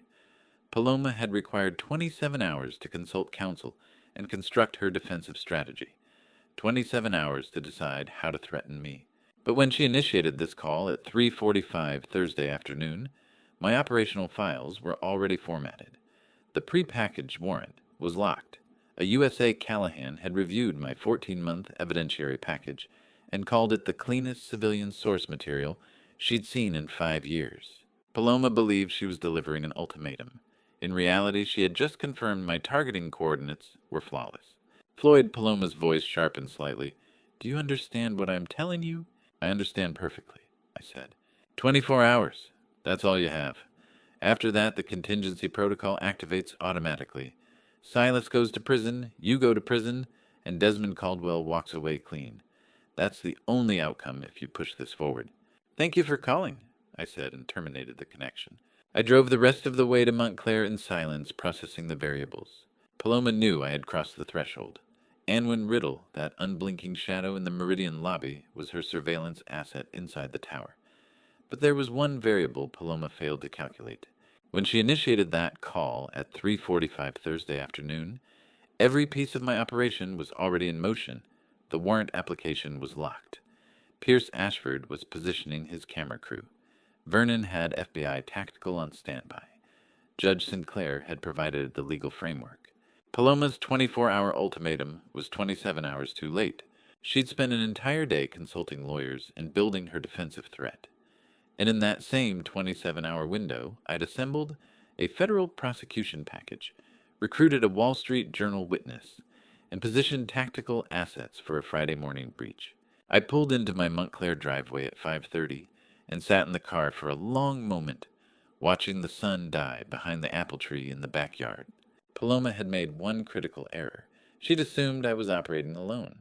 She'd assumed a retired IRS agent with no active authority would panic when confronted with a lawyer's ultimatum. She didn't understand that I'd spent 35 years building cases against people who thought they were smarter than the system, and I'd never lost. Tonight I would engineer the final phase, identifying Anwin Riddle's true identity and confirming my operational coordinates before uploading the whistleblower form that would detonate everything. I walked into my Montclair home office at 5:30 Thursday evening with Paloma's ultimatum still echoing in my head. 24 hours to withdraw. She didn't know the warrant application was already locked. She didn't know AUSA Callahan had called my evidentiary package the cleanest civilian source material she'd seen in 5 years. Paloma's ultimatum had arrived 27 hours too late. The amber light of dusk filtered through the window as I sat at my desk and typed a name into the IRS retiree database. Anwin Riddle, 26, the unblinking shadow who'd recognized my face in the Meridian lobby without a single second of hesitation. The screen loaded slowly. SSN query result no registry prior to 2020. I leaned forward, reading the details. The social security number attached to Anwin Riddle had been issued to a deceased minor in Oregon. Born 2003, died 2005. Cause of death, drowning accident. The identity had been manufactured from a child who'd been dead for nearly 2 decades. I pulled up her employment file from the Meridian Building's security logs. Education, Columbia University, graduated 2018. I cross-referenced the registrar database. No record of any student named Anwin Riddle. The credentials originated from an unaccredited institution in Pennsylvania that had folded a decade ago. I extracted the passport photo attached to her building access file and uploaded it to the shared Interpol Financial Fugitive database, a resource I still had access to through the IRS retiree portal. The name Anwin Riddle returned nothing, but the facial recognition matrix lit up with a match. Red notice subject. Seoul, South Korea. Financial Crimes Division 2019. Asset stripping operation targeting corporate pension funds. Subject vanished internationally before arrest warrant could be executed. Current status, international fugitive. I sat back in my chair and stared at the screen. Anwin Riddle didn't exist. The woman working as Paloma's personal assistant was an Interpol fugitive, using a dead child's identity. And Paloma had no idea. Paloma was building a cage for me using forged documentation, the marriage contract, Silas's signatures. Desmond Caldwell was building a deeper cage for Paloma, using Anwin to monitor her every movement without her knowledge. And I was rigging explosives to the exterior of the entire structure. 3 traps nested inside one another like Matryoshka dolls. I closed the database and sat in the darkening office processing the implications. Caldwell had planted a fugitive inside Paloma's inner circle years ago, which meant he'd been planning this operation long before my name appeared on any SEC filing. Paloma thought she was the architect. In reality, she was just another asset being monitored. The sound of tires on gravel pulled me from my thoughts. I looked out the window, a car I didn't recognize pulling into the driveway. Then I saw the Massachusetts plates. Leora. She stepped out of the car at 7:28 carrying a folder under one arm. She didn't knock. Just opened the front door and walked directly to the kitchen. I met her there, the warm overhead light illuminating the wooden table, where Faye had spent 30 years anchoring this family. Leora set the folder on the table and slid a document across the wood surface toward me. The Wells Fargo statement. Faye Quinn, October 2021. Current balance $4.7 million. I looked at my daughter. Her eyes were heavily bloodshot, but she wasn't crying. Her jaw was set with the same cold, analytical stillness I'd spent 35 years perfecting. An inherited trait she'd never known she possessed until this exact moment. "How long have you known about Silas's accounts?" she asked. Her voice was steady, controlled, the voice of someone who'd driven 4 hours from Boston without stopping because a forged bank statement bearing her dead mother's name required immediate confrontation. "Since this afternoon," I said, "when you called me. And the rest of it." I looked down at my hands, then back up at her face. For the first time in 48 hours, I relayed the entire tactical map. Not to Vernon, not to Judge Sinclair, not to an operative within the system, but to my 27-year-old daughter who taught 3rd grade in Boston and had driven across state lines because someone had weaponized her mother's identity. I told her about the forged SEC filing, the 14 months of surveillance, the marriage contract between Silas and Paloma, the offshore shell companies, the $180 million wire transfer executing Friday morning at 11, the 2 cleaners from Frankfurt tracked by FBI surveillance, the prepackaged warrant application, Pierce Ashford positioning a camera crew outside the Meridian building. Leora listened without interrupting, her eyes never leaving mine. When I finished, she was silent for a long moment. "What happens to Silas when this breaks?" she asked. I looked past her at Faye's picture on the refrigerator, a snapshot from Cape Cod in the summer of 1998. Silas was 6 years old, building a sandcastle near the water. Leora was an infant in Faye's arms, sleeping against her mother's shoulder. "I'm going to keep him breathing," I said, "whether he forgives me for it or not." Leora leaned back in her chair, processing. "You're going to destroy his entire life to save it?" "Yes. And you think that's what Mom would want?" I thought about Faye in the hospice room at St. Barnabas, her hand cold in mine, telling me she was terrified I'd find a criminal inside this house. She'd known. 5 years before I discovered the SEC filing, she'd known. "Your mother told me once that the worst thing I could do would be to let institutional rules override family protection," I said quietly. She was wrong about that. The institutional rules are the only thing that can protect him now. If I let Silas walk into Friday morning without federal custody, Caldwell's cleaners will eliminate him before the wire executes. The only way he stays alive is if FBI Tactical secures him first. Leora's eyes were still bloodshot, but her jaw remained set. That cold, analytical stillness holding everything in place. "Does he know?" she asked. "Does Silas know what you're doing?" "No. Are you going to tell him?" "Not until it's too late for him to run." Leora stood from the table and walked to the window overlooking the backyard. The apple tree Faye had planted 23 years ago stood bare against the darkening sky. "I drove down here because I wanted you to tell me this was all a mistake," Leora said without turning around. That someone stole Mom's identity, and you were handling it. But you're not handling it, Dad. You're orchestrating a federal raid on your own son. Yes, I said, I am. She turned to face me. Then I'm staying until it's over. Leora went upstairs to her childhood bedroom at 9:30.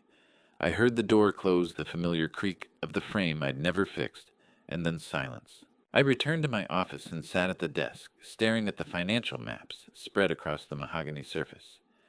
27 hours until the wire executed, 24 hours until Paloma's ultimatum expired. Somewhere in Manhattan, Silas was hiding in the sub-basement of the Meridian Tower, completely unaware that 2 Frankfurt cleaners were being tracked by FBI surveillance.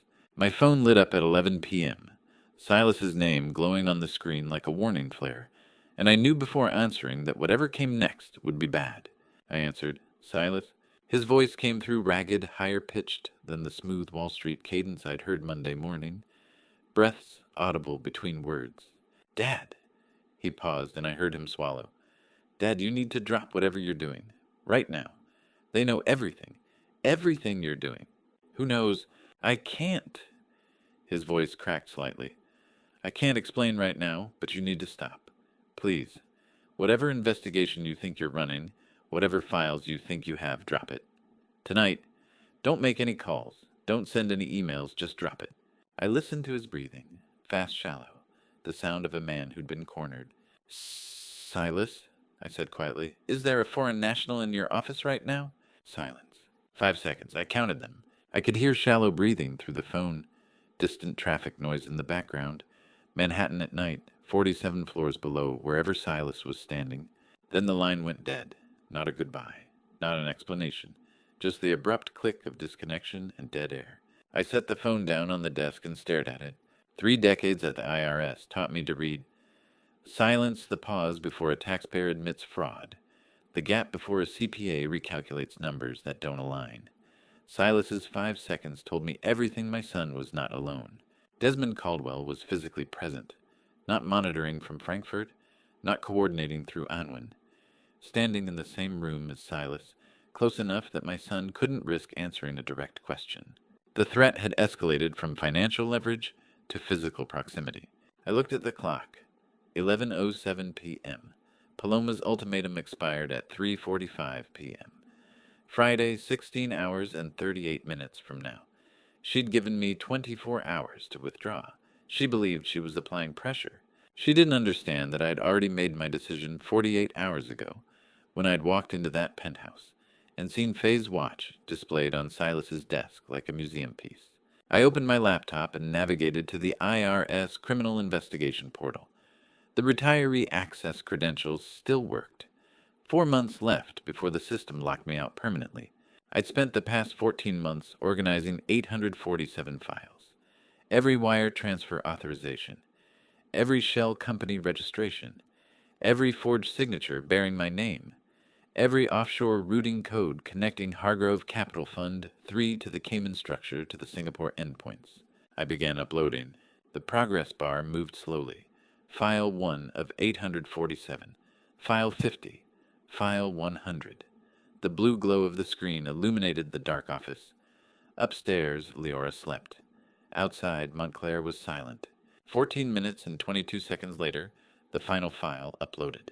Then I opened Form 3949-A, Information Report Referral.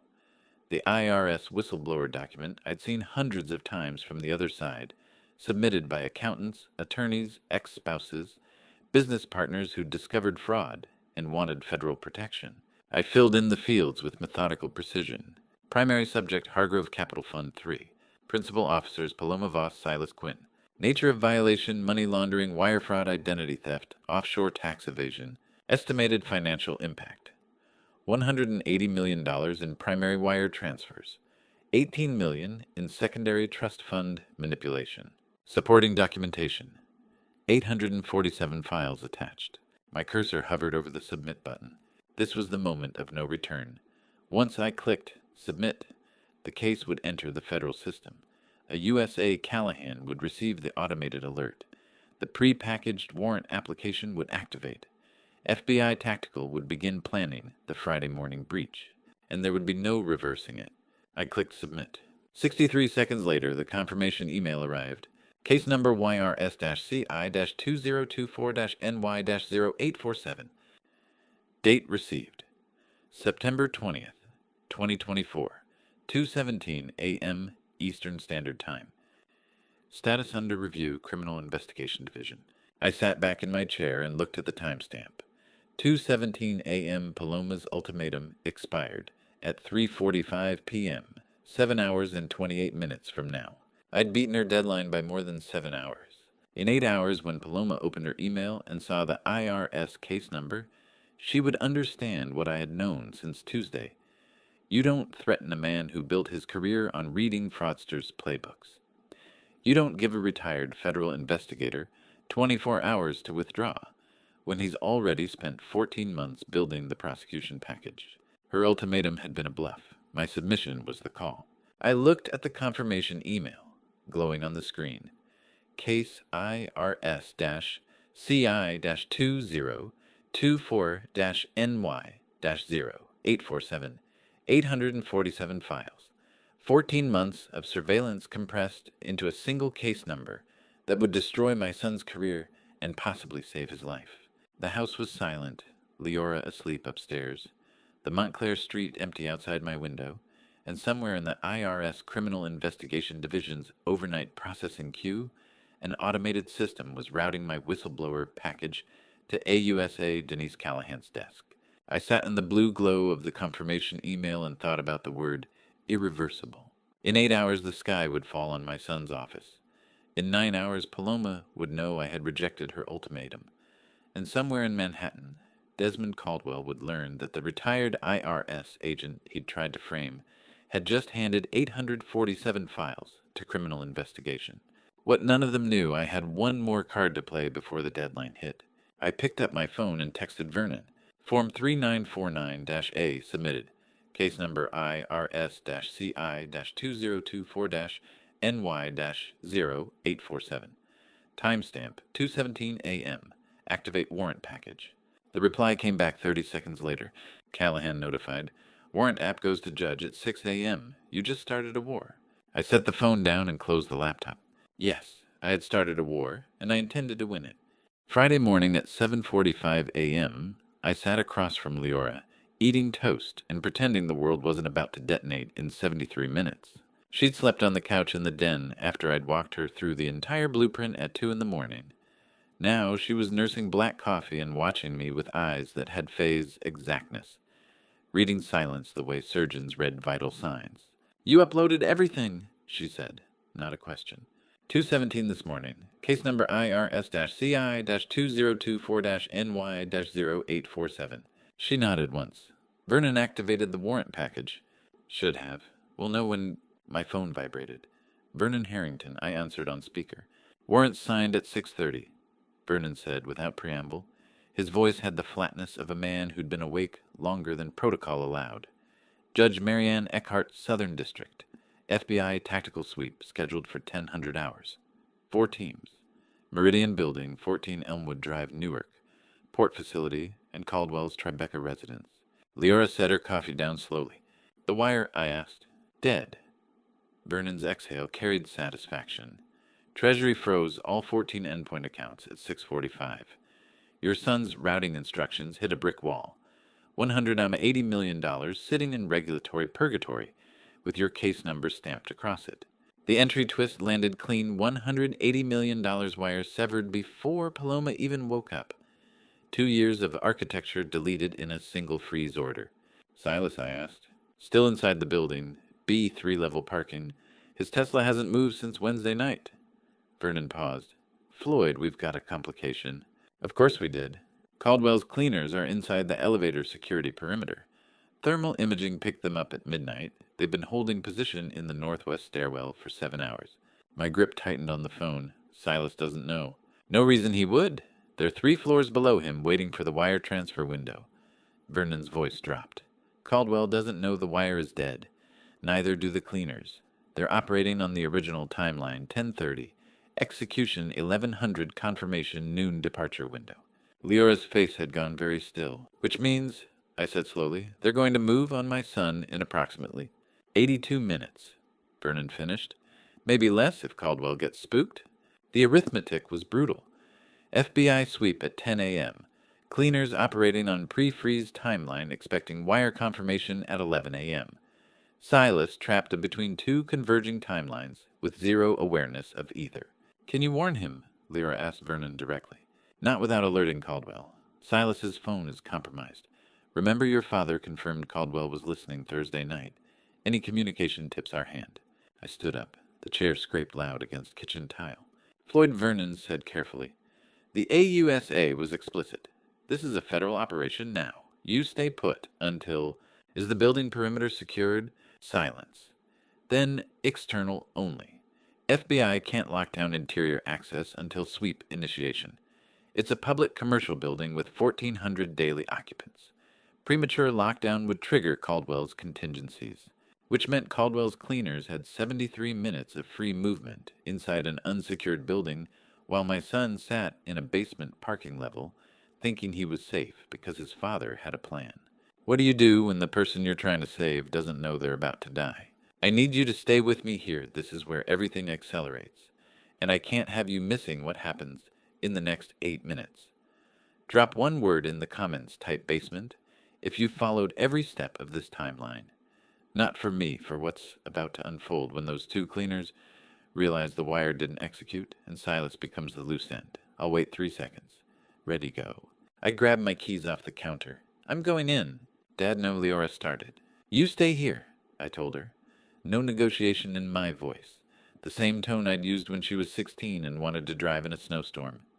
"If Vernon calls with updates, you're my relay point." "Understood." She looked at me for 3 seconds, then nodded. Vernon was still on speaker.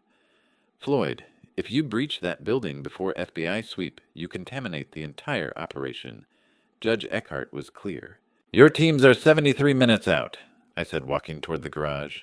"Caldwell's cleaners are already inside. Math doesn't work, Vernon." I ended the call. The Buick's engine turned over smooth. 7:52 a.m. I-78 eastbound toward the Lincoln Tunnel would put me in Midtown by 8:40 if traffic cooperated. FBI sweep at 10 a.m. meant tactical staging around 9:30, perimeter lockdown at 9:45. I'd have maybe 15 minutes of window to extract Silas before federal authorities turned the Meridian building into a hard site. Assuming Caldwell's cleaners didn't move first, I merged onto the interstate. Morning traffic was moderate commuter flow heading toward Manhattan, oblivious to the fact that a 2-year financial conspiracy was about to detonate across 4 simultaneous raid locations. My phone rang at 8:30. Luther Sinclair. "Judge Eckhart just called me," he said without greeting. "Vernon notified her you're en route to the breach site."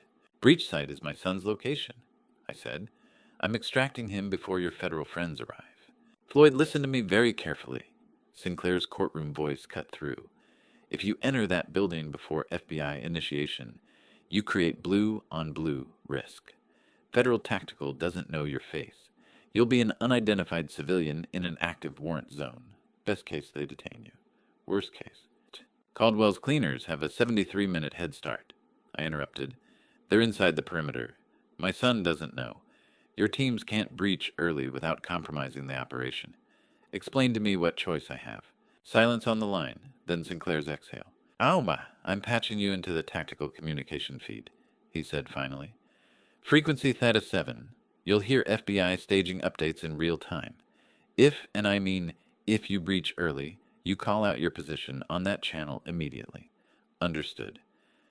"You do not move through that building silent." "Understood." "And Floyd," Sinclair's voice dropped, "this conversation never happened. I'm a federal judge. I did not authorize civilian interference in an FBI operation." He disconnected. 2 seconds later, my phone chirped with an encrypted channel link. I pressed the accelerator past 75, then 80. The Lincoln Tunnel was 6 minutes out. Sinclair's tactical patch crackled on speaker staging teams reporting positions. Perimeter confirmation warrant verification. The AUSA had made it clear. Breach before sweep and blue on blue becomes my responsibility.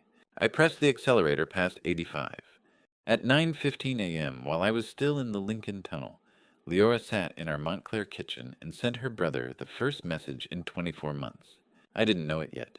Wouldn't know until that evening when she told me what she'd done, voice steady but eyes wet.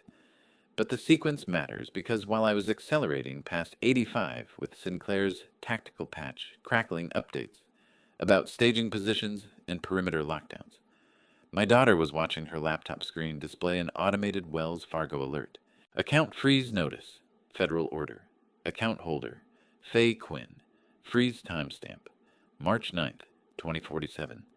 Eastern Standard Time Authority. IRS-CI case. Number 2024-NY-0847. Leora screenshot the notice. Forwarded it to Silas's cell number, the one she hadn't contacted since July 2022, when he'd stopped returning her calls about their mother's estate. The message she typed beneath the screenshot was 11 words. Silas' mom has been in the ground for 5 years. Look at what you've done to her name. She hit send at 9:15:33 a.m. Then she set the phone down on the kitchen counter and broke down. Not anger, she told me later, just missing her. Missing Faye. Missing the version of Silas who used to call their mother every Sunday at 7 p.m. without fail. Missing the family that existed before $200 million in offshore architecture turned her brother into someone who'd use a dead woman's identity to launder fraud proceeds.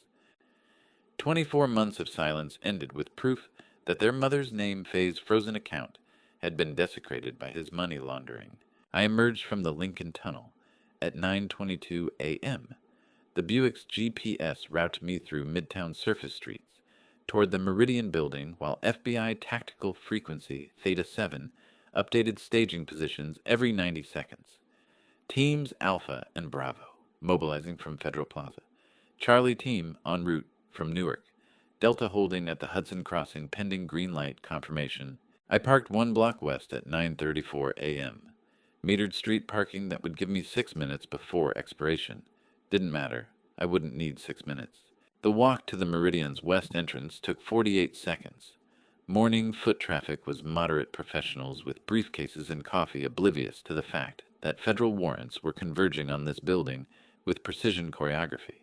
Pierce Ashford stood near the revolving doors. I recognized him immediately, despite never meeting him face-to-face lean build that made him forgettable in crowds, the kind of physical anonymity good investigative journalists cultivate deliberately. His messenger bag hung across one shoulder, concealed lens positioned toward the main entrance recording active. If this operation went sideways, Pierce's equipment would capture every frame for the case file. He gave me a microscopic nod. Asset in place, recording active.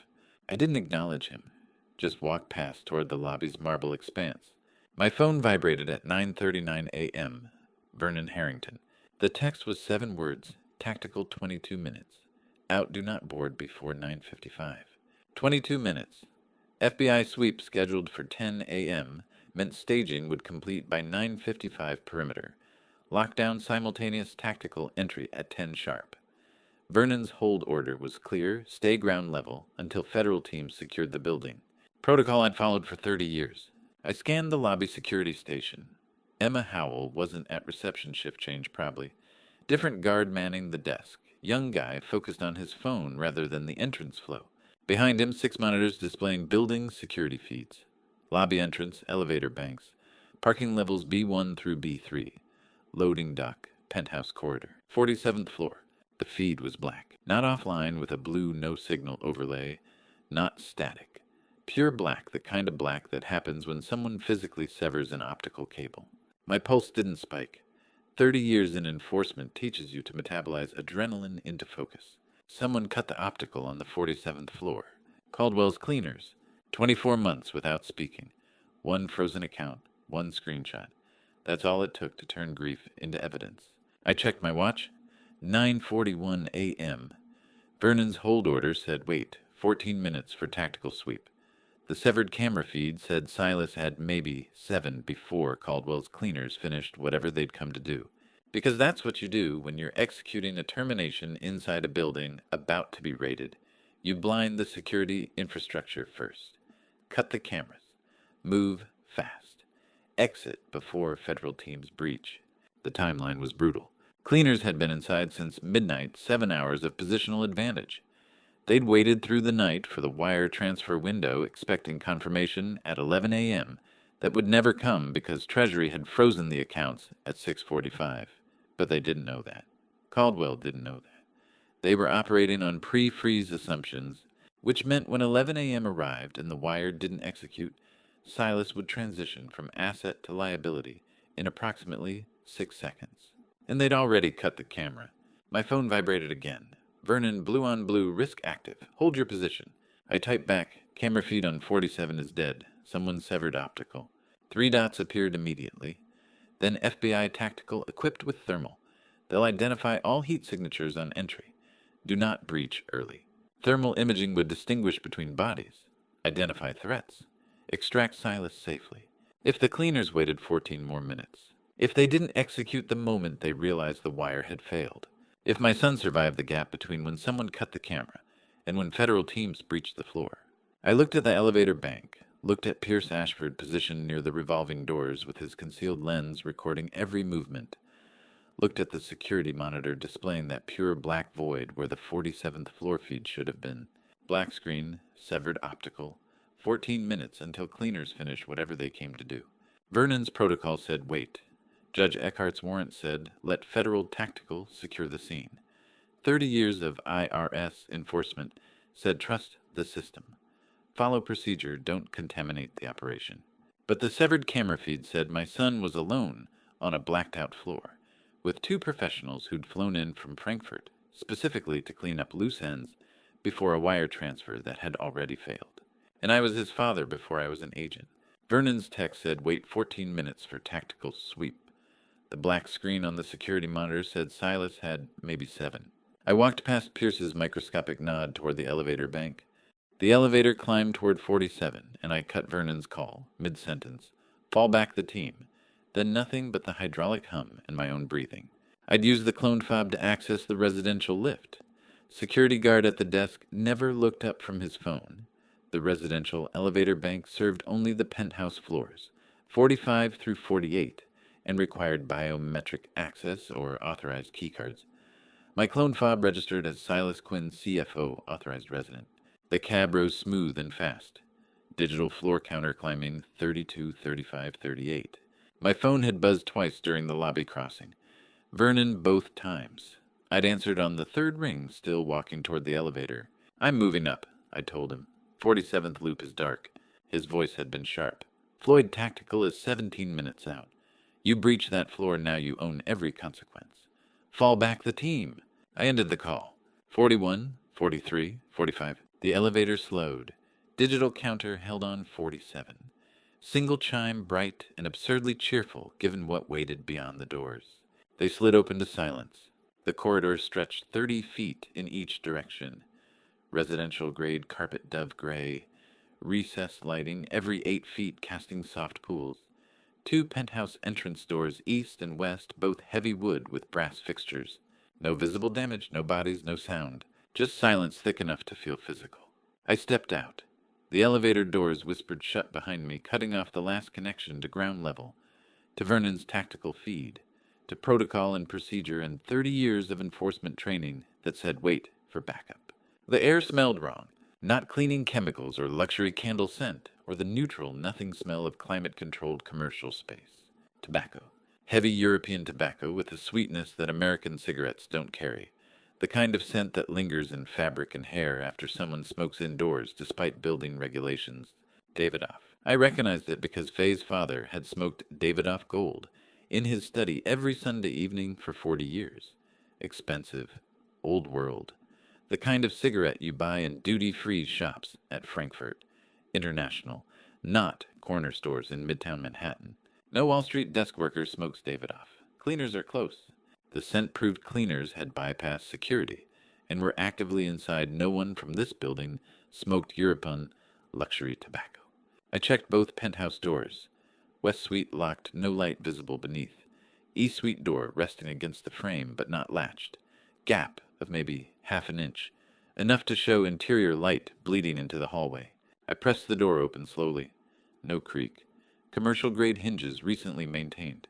The penthouse living room opened before me, floor-to-ceiling windows overlooking midtown furniture, arranged with designer precision.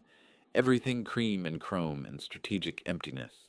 Paloma Voss stood against the glass perimeter with her back to the door. No guards flanking her. No Anwin Riddle monitoring phones. No clinical boardroom armor or calculated corporate posture. Just a woman alone in a very expensive room, standing motionless, facing 50 floors of empty air. Davidoff tobacco in a Wall Street corridor, like finding Perry Couture in a Jersey diner. Someone who didn't belong was very close. She didn't turn when I entered, didn't acknowledge the door opening or my footsteps crossing hardwood. "They're in Silas's study," she said, voice barely above whisper. "End of hall." Caldwell ordered total closing of the ledger. I stopped 6 feet behind her. She was trembling, visible tremor in her shoulders beneath the silk blouse that probably cost more than my monthly mortgage. Her reflection in the glass showed a face drained of color eyes, too wide breathing, shallow and rapid. This wasn't the woman who'd engineered 2 years of forgery architecture. Wasn't the cold operator who'd displayed Faye's watch as casual decoration. Wasn't the antagonist who'd built laundering infrastructure with surgical precision. This was someone terrified. "I didn't authorize blood," she whispered, the sentence cut off abruptly like she'd physically swallowed the rest. I moved closer. "Which suite?" She pointed east without turning. Her hand shook. "How many?" I asked. "2. They arrived Wednesday. Frankfurt, routing." Her voice had the mechanical flatness of shock. "Caldwell's contingency. I thought they were just insurance. Leverage if the wire failed." "The wire did fail," I said. "Treasury froze the accounts at 6:45 this morning." Her reflection in the glass flinched. "Caldwell doesn't know that." "The cleaners don't know that." "No." She finally turned. Face-pale pupils dilated, breathing still too fast. The clinical mask she'd maintained for 2 years had disintegrated completely. "They're operating on the original timeline. 1100 confirmation, noon departure window, which meant they'd been waiting in Silas's study for 90 minutes, expecting a wire transfer that would never come. And when 11 o'clock arrived with no confirmation, they'd execute the secondary protocol, eliminate the liability." "Where's Anwin?" I asked. "Gone. She left at 7 this morning. Told me she had family emergency in Boston." Paloma's laugh was brittle. I believed her. Believed her until the cleaners showed up and told me Caldwell sent direct orders. Then I understood Anwin wasn't my security. She was Caldwell's. Monitoring asset? Same function Vernon had described when he'd briefed me about Anwin's fabricated identity. Caldwell had planted her to watch Paloma, not protect her. And now Paloma stood abandoned in a penthouse while 2 Frankfurt cleaners waited down the hall to close Caldwell's ledger. 30 years chasing fraudsters taught me to spot the moment a perpetrator realizes they've become the victim. Paloma had just crossed that line. "Guards?" I asked. "Building security pulled them at 8. Said it was standard rotation adjustment." Her voice cracked slightly. "Standard, like everything wasn't orchestrated. No guards. No Anwin. Camera feed severed. FBI still 12 minutes out from tactical breach." Paloma had been isolated with professional efficiency. "Your son is in the study with them," she said. "Caldwell told them to wait for wire confirmation. If it doesn't come, it won't. Then they'll eliminate the exposure and exit through the service stairwell before your federal friends arrive." She was giving me intelligence, warning me. The woman who'd forged my signature and framed me and desecrated Faye's name was now pointing me toward my son with a trembling hand, because Caldwell had turned her from architect into liability.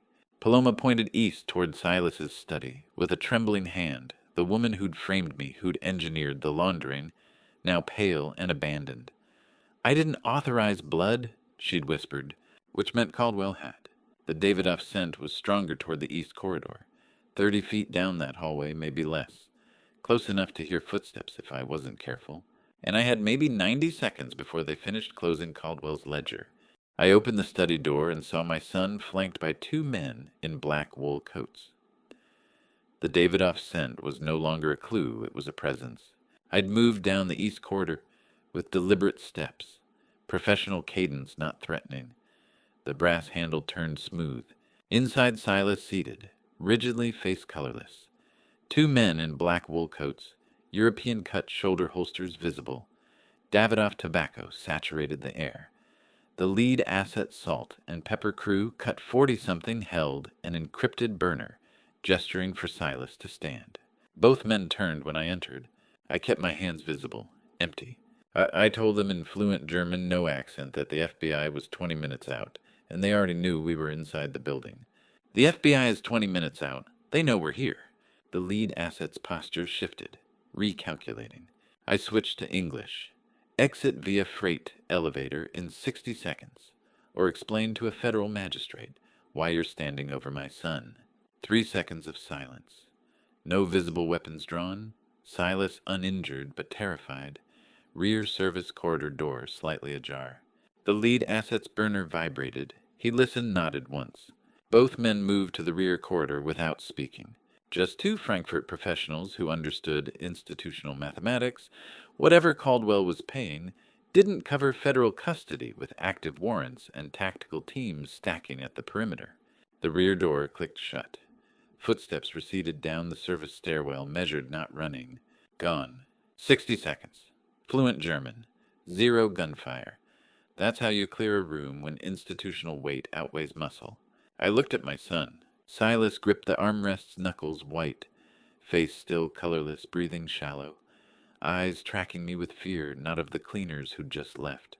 Fear of me. You okay? I asked. He nodded. I checked the windows. FBI tactical vans 2 blocks south staging at the perimeter. Unmarked sedans blocking cross streets.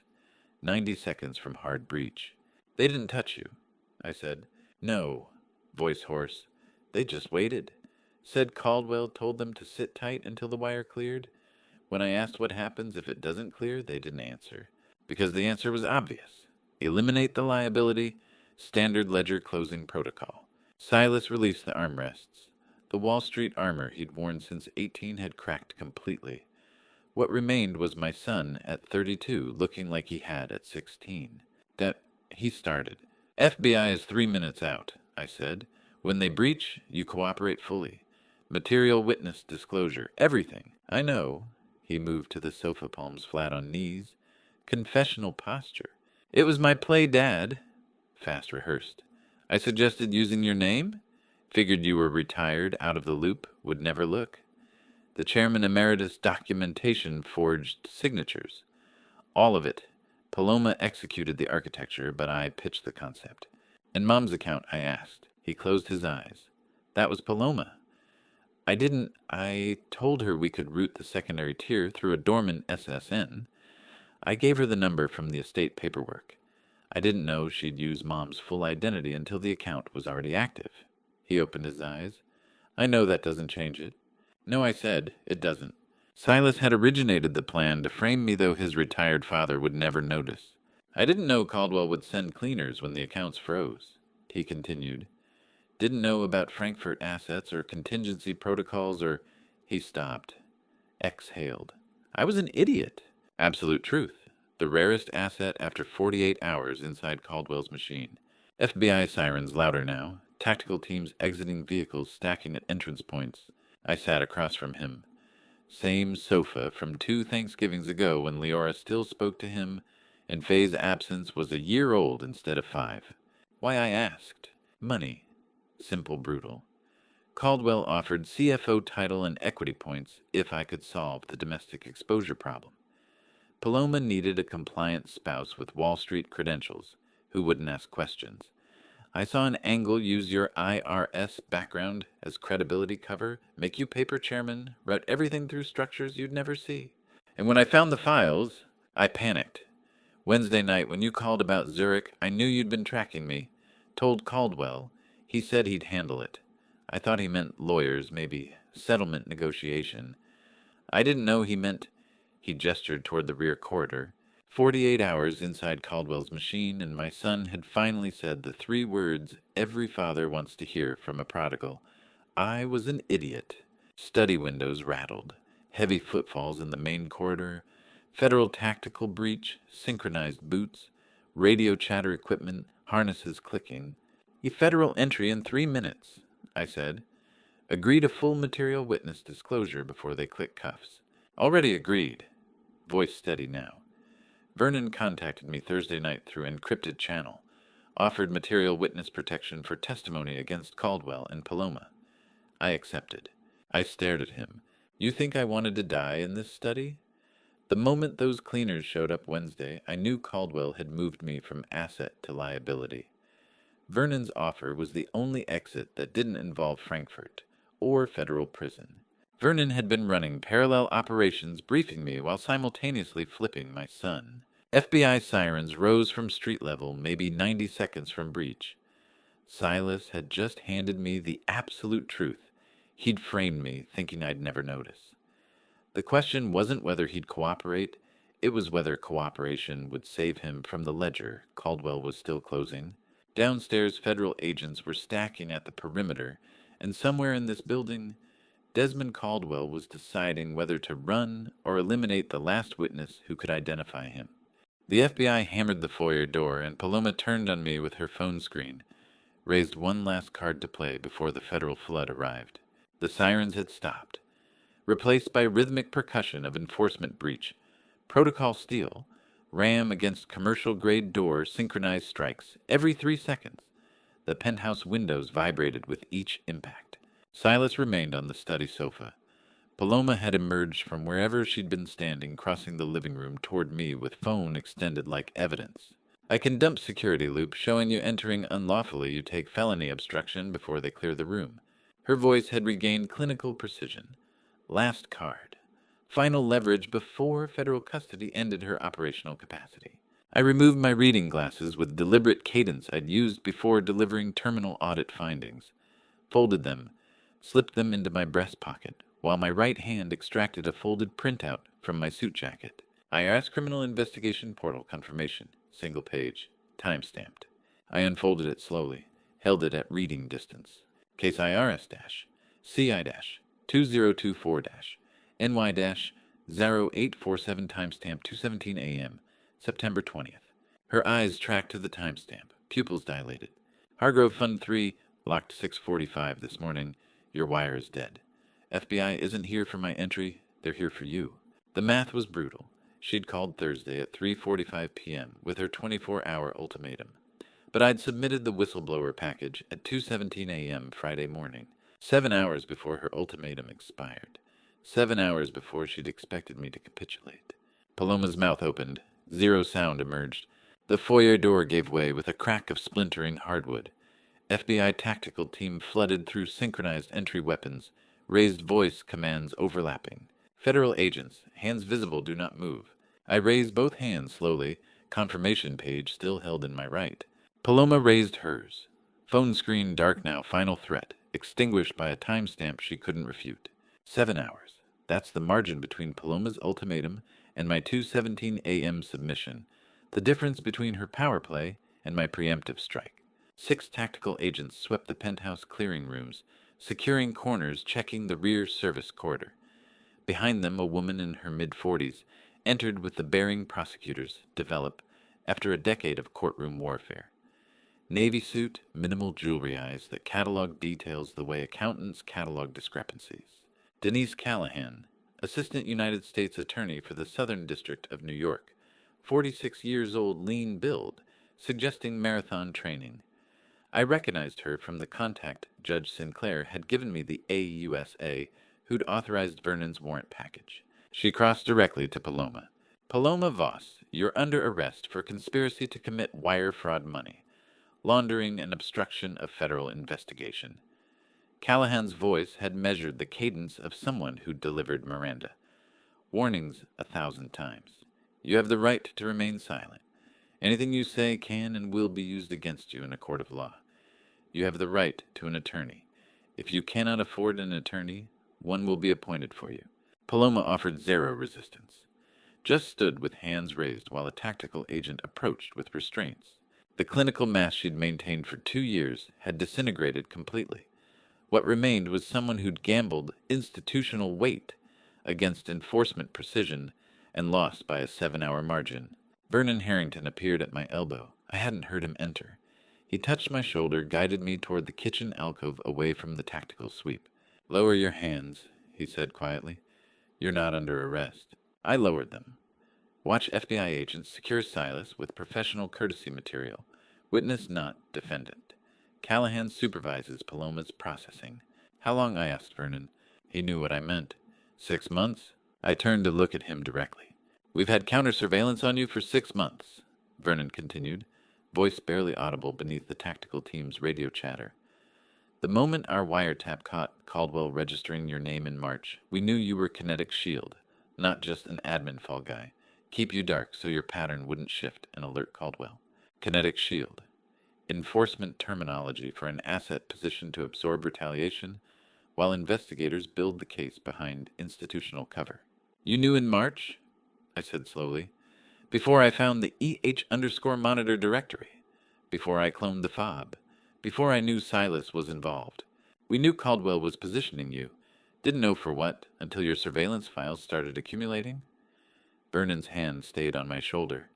Could have warned you. Should have, probably. But the moment you knew you were being framed, your behavior would have changed. Caldwell would have noticed. He'd have pivoted to a different fall guy, maybe someone without your investigative capacity. 6 months running dark while Vernon's team watched from institutional shadows, I thought I was alone, and that solitude had kept me sharp enough to survive. So you let me run the investigation, I said, knowing Caldwell might send cleaners, knowing my son was complicit. We needed the files you were building. Vernon's voice held no apology, just operational fact. Your EH_monitor directory gave us chronology we couldn't establish through wiretaps alone. Your timeline proved premeditation. Your documentation of Faye's fraudulent account proved intent to harm. You built our case while thinking you were building yours. 20 feet away, FBI agents photographed the penthouse, cataloging evidence, securing Paloma and Silas for transport to federal processing. And I'd been institutional armor the entire time without knowing it. Vernon's hand stayed on my shoulder in the kitchen alcove while the FBI cuffed Paloma 20 feet away. You weren't running this alone? He said the warmest irony I'd heard in 30 years. The institutional armor had been there the entire time, invisible by design, which meant someone higher than Vernon had authorized 6 months of surveillance and decided I was worth protecting before I knew I needed it. The AUSA gave me 2 minutes to stand face to face with my son before they loaded him into the elevator. Silas a few inches taller, same height differential I'd first noticed when he turned 16. Vernon's revelation about institutional armor was still settling when Denise Callahan approached me in the kitchen alcove. Material witness gets 2 minutes before transport, she'd said, if you want it. I nodded. Now Silas stood in the elevator lobby with 2 federal agents, flanking him wrists, unsecured, per Callahan's accommodation. The sterile corridor stretched between us dove gray carpet, recessed lighting neutral architecture of expensive commercial space. I walked toward him, stopped 3 feet away. He looked different than 90 minutes ago in the study. The Wall Street armor was gone completely. What remained was my son at 32 with Faye's eyes and my jaw, and a posture suggesting he'd aged a decade in 48 hours. I'd first noticed the height differential the summer he turned 16. We'd been loading camping equipment when I'd realized he was looking down at me slightly. Strange surge of pride mixed with loss. My son growing past me in the way sons are supposed to. Now the same differential exists. Him looking down, me looking up. I spent 32 years unable to say I love you without attaching a lesson, I said. The confession landed between us like evidence submitted without preamble. Silas's expression didn't change, but something shifted in his eyes. Recognition, maybe, or acknowledge the pattern I'd described was accurate. Every conversation since you were 12, I continued. Birthday calls? Thanksgiving dinners the night you got accepted to Wharton. I'd say the words and immediately pivot to advice. Strategic framework, like affection required operational addendum. 32 years of attaching lessons to love. 32 years of audit precision where affection should have been. And here in a sterile corridor, the only way I knew to say it was through plea exposure calculus. But if I hadn't dropped Form 3949-A at dawn, Caldwell's assets would have cleared this floor before the market opened. I kept my voice level. Federal detention is the only space on this island where I guarantee your pulse stays active. You agreed to cooperate. Your exposure will be a fraction of maximum. Silas stood silent, The agents flanking him maintained professional distance, monitoring every word. Denise Callahan is the best AUSA in the Southern District, I said. She wouldn't have offered material witness protection if the case against you was airtight. They need your testimony more than your conviction. Still attaching lessons. Still unable to express the simple biological fact without wrapping it in legal strategy. But maybe that was the only language I had. Maybe 30 years in enforcement had calcified my vocabulary to the point where love could only be expressed through protection, calculus, and strategic positioning. Your mother would have handled this better, I said quietly. That landed differently. Silas's jaw tightened. His eyes tracked away from mine, focused on some point past my shoulder. Faye would have known how to say it clean, without framework. She'd have stood in this corridor and delivered affection straight, no institutional wrapper required. But Faye had been gone for 5 years, and I was the one standing here using the only vocabulary I'd ever mastered: evidence strategy protection protocol. I'm not asking for forgiveness, I said. I'm not asking for reconciliation. I'm telling you that when Caldwell's cleaners were smoking Davidoff in that study, the only mathematics that mattered was getting you out before they realized the wire had failed. Silas's eyes came back to mine. The forgery of the frame using my name. I stopped, exhaled. We'll process that later. Right now you're vertical and breathing, and that's the only metric I'm optimizing for. One of the agents shifted slightly. Time is running short. Federal detention is 16 weeks minimum before plea hearing. I continued. Vernon will coordinate witness protection logistics. Leora? I paused. Leora sent you a message this morning about your mother's account. She'll need time before she's ready to talk, but the line isn't severed. It's just damaged. Like the line between Silas and me. Not severed, damaged, requiring reconstruction that would take longer than 16 weeks and cost more emotional currency than either of us currently had in reserve. Your attorney will contact you within 24 hours, I said. Material witness cooperation gets you dedicated counsel.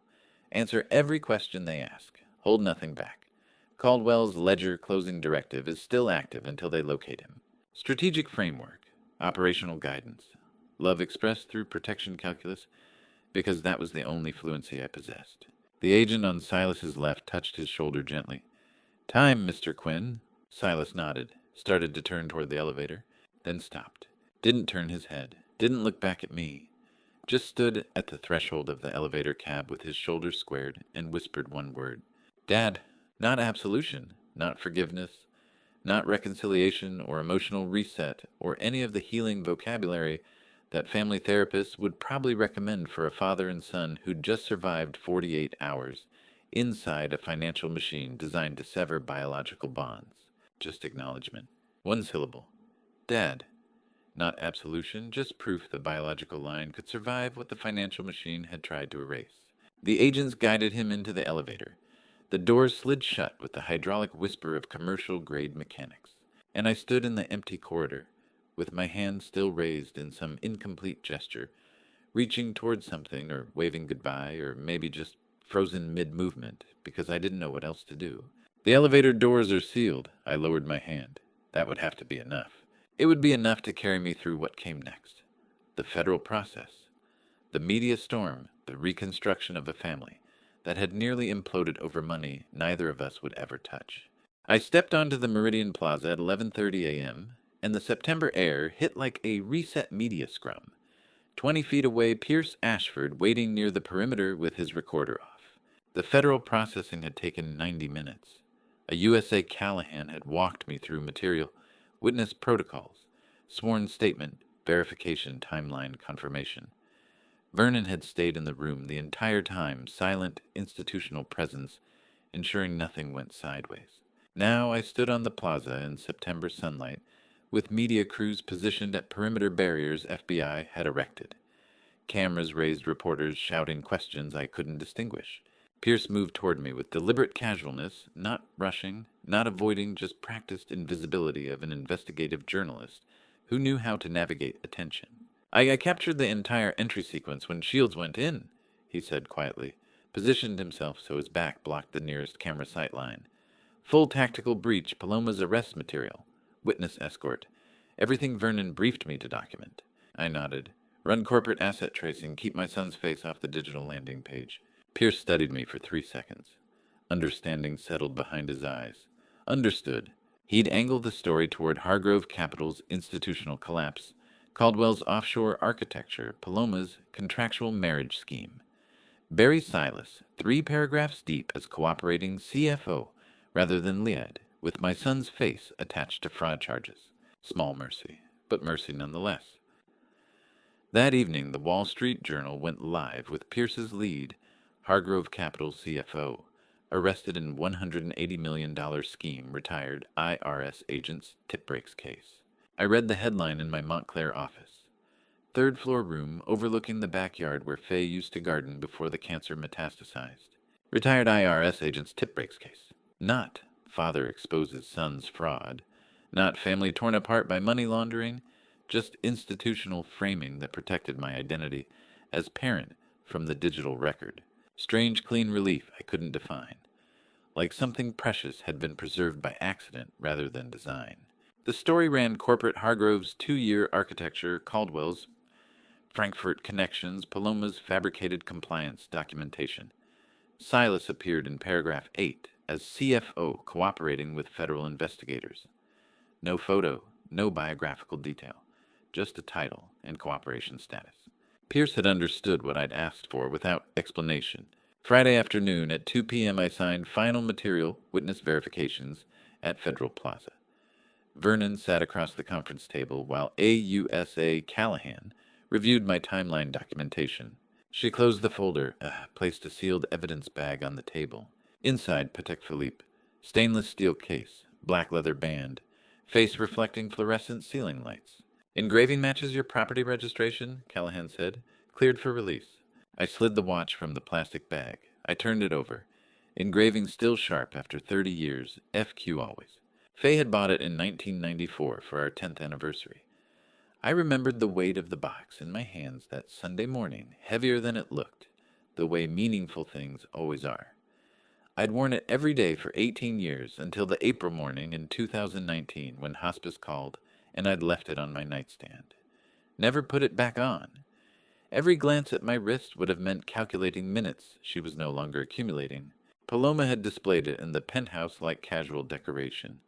Trophy from a framing operation that weaponized my dead wife's identity for laundering infrastructure. Now it sat in my palm, metal cool against skin, second hand ticking flawlessly. The Patek Philippe sat in an evidence bag for 48 hours, while my son sat in Caldwell's crosshairs. Now both were returned, one ticking flawlessly, one breathing unevenly, both mine again. I strapped the leather band around my left wrist. 2:17 p.m. Same timestamp I'd submitted the whistleblower package 40 hours ago. Time returned. Not absolution, just mechanical continuity proving some things survive institutional machinery designed to grind them into evidence. Friday evening at 7:30 p.m. I returned to Montclair. Leora had prepared pot roast, exact recipe Faye used every Friday before the diagnosis, made red meat unpalatable. We ate in near total silence. Kitchen table where Silas used to sit before Wall Street turned him into someone who'd weaponize his father's retirement for equity points. Leora ladled a second portion onto my plate. I finished it completely, not from hunger, but from refusing to let my daughter see leftover food after she'd spent 3 hours preparing Faye's ritual. She set her fork down. "Do you regret dropping the file?" I processed the question deeply. Watched the Patek Philippe's second hand sweep past 12. Regret the drop? No. I met her eyes. Same exactness Faye had when she'd ask questions requiring honest answers, rather than strategic deflection. Regret my life required it every morning for remainder of my years. Leora nodded slowly. Mom would be proud. Would she? Not because you tore down Hargrove, Leora said quietly, but because you kept Silas alive to face it, reframing Faye's hypothetical pride from destruction to preservation. Not the institutional collapse, but the biological line maintained despite cleaners, and Frankfurt protocols designed to close ledgers permanently. Pot roast on Friday night. Faye's ritual turned into Leora's inheritance. Not absolution, just continuity in the form of braised meat and silence. After dinner, I stood at the kitchen window watching the apple tree in our backyard bear branches against September dusk, the same tree Silas climbed at age 7 before Wall Street and offshore architecture and contractual marriage schemes. I wanted to remain alive long enough to see him sit under that shade again. Federal sentence served biological line intact, despite everything the machine had tried to sever. The resolution wouldn't come in days or weeks. It would unfold across months of depositions, plea negotiations, and the slow reconstruction of a family that had survived laundered rage no one would ever touch. 6 weeks after the elevator doors closed on Silas, I sat in my Montclair armchair and watched CNBC announce that Desmond Caldwell had been detained at Frankfurt Airport.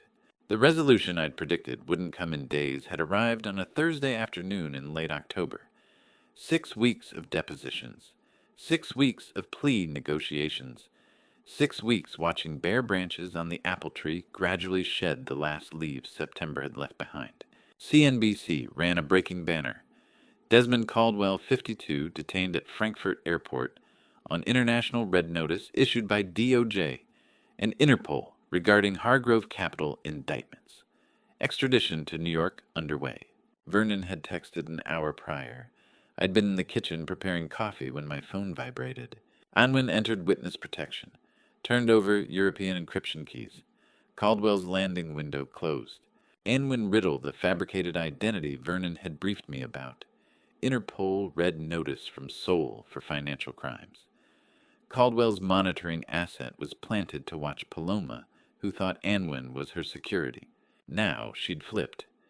Entered federal witness protection, handed over Caldwell's European encryption architecture, the offshore keys that would unlock routing protocols, shell company documentation beneficiary, structures spanning 14 jurisdictions. The institutional machinery had worked exactly as designed, slow, methodical, grinding forward with bureaucratic precision that felt glacial when standing inside it, but looked efficient in retrospect. I turned off the television, sat in absolute silence while October afternoon light slanted through the living room windows. Clean, heavy sensation of a ledger book closed and shelved. 6 weeks. Caldwell was detained. Anwin is protected. Funds frozen, Silas cooperating. The machine dismantled one arrest at a time. Paloma had been processed 6 weeks ago. Material witness turned defendant, when her cooperation proved less valuable than Silas's institutional knowledge. Remanded to MDC Brooklyn pending trial. No bail. Flight risk with offshore resources Vernon's wiretaps had documented. Silas remained at MDC under material witness protocols. 16 weeks minimum before plea hearing. Cooperation agreement active. Testimony against Caldwell and Paloma in exchange for reduced exposure. I hadn't visited, hadn't called. The federal system didn't encourage family contact during active cooperation windows contamination risk. Possibility that defendants might pressure cooperating witnesses through emotional leverage. So I waited. I watched October turn the apple tree bare, monitored WSJ coverage of Hargrove's institutional collapse, read Pierce Ashford's follow-up pieces tracking offshore asset seizures, and wondered if the biological line I'd fought to preserve would survive 16 weeks of federal detention and whatever came after. Early November arrived with crisp dawn and early winter frost. I walked the gravel path to the roadside mailbox Monday morning. 30-year routine, coffee first, then mail collection, then administrative tasks in my third-floor office overlooking Faye's garden. Inside the mailbox, single white legal envelope. Return address in purple ink. Metropolitan Detention Center, 129th Street, Brooklyn. Handwriting unmistakably Silas's. Sloped precise script mirroring Faye's the penmanship she'd taught him at age 7 at the kitchen table, using the same patience she'd applied to everything from homework to moral instruction. I held the envelope by its edges, resisted the urge to tear it open on the asphalt. I walked back up the gravel path, stood beneath the bare apple tree for a moment. Morning mist clearing. November airs sharp enough to sting exposed skin. I returned to the kitchen, brewed a fresh pot of coffee, filled 2 cups from ancient muscle memory, one for me, one for the ghost of a morning ritual. Faye had started 30 years ago when Silas was learning to write in that same sloped script. I sat at the wooden table, same table where Leora had served pot roast 6 weeks ago. Same table where Faye had taught both children cursive before schools stopped prioritizing handwriting. Slice the envelope seal open with a kitchen knife. Careful, precise. The way I'd opened evidence packages for 3 decades. Inside, single sheet of white paper. Standard institutional stationery.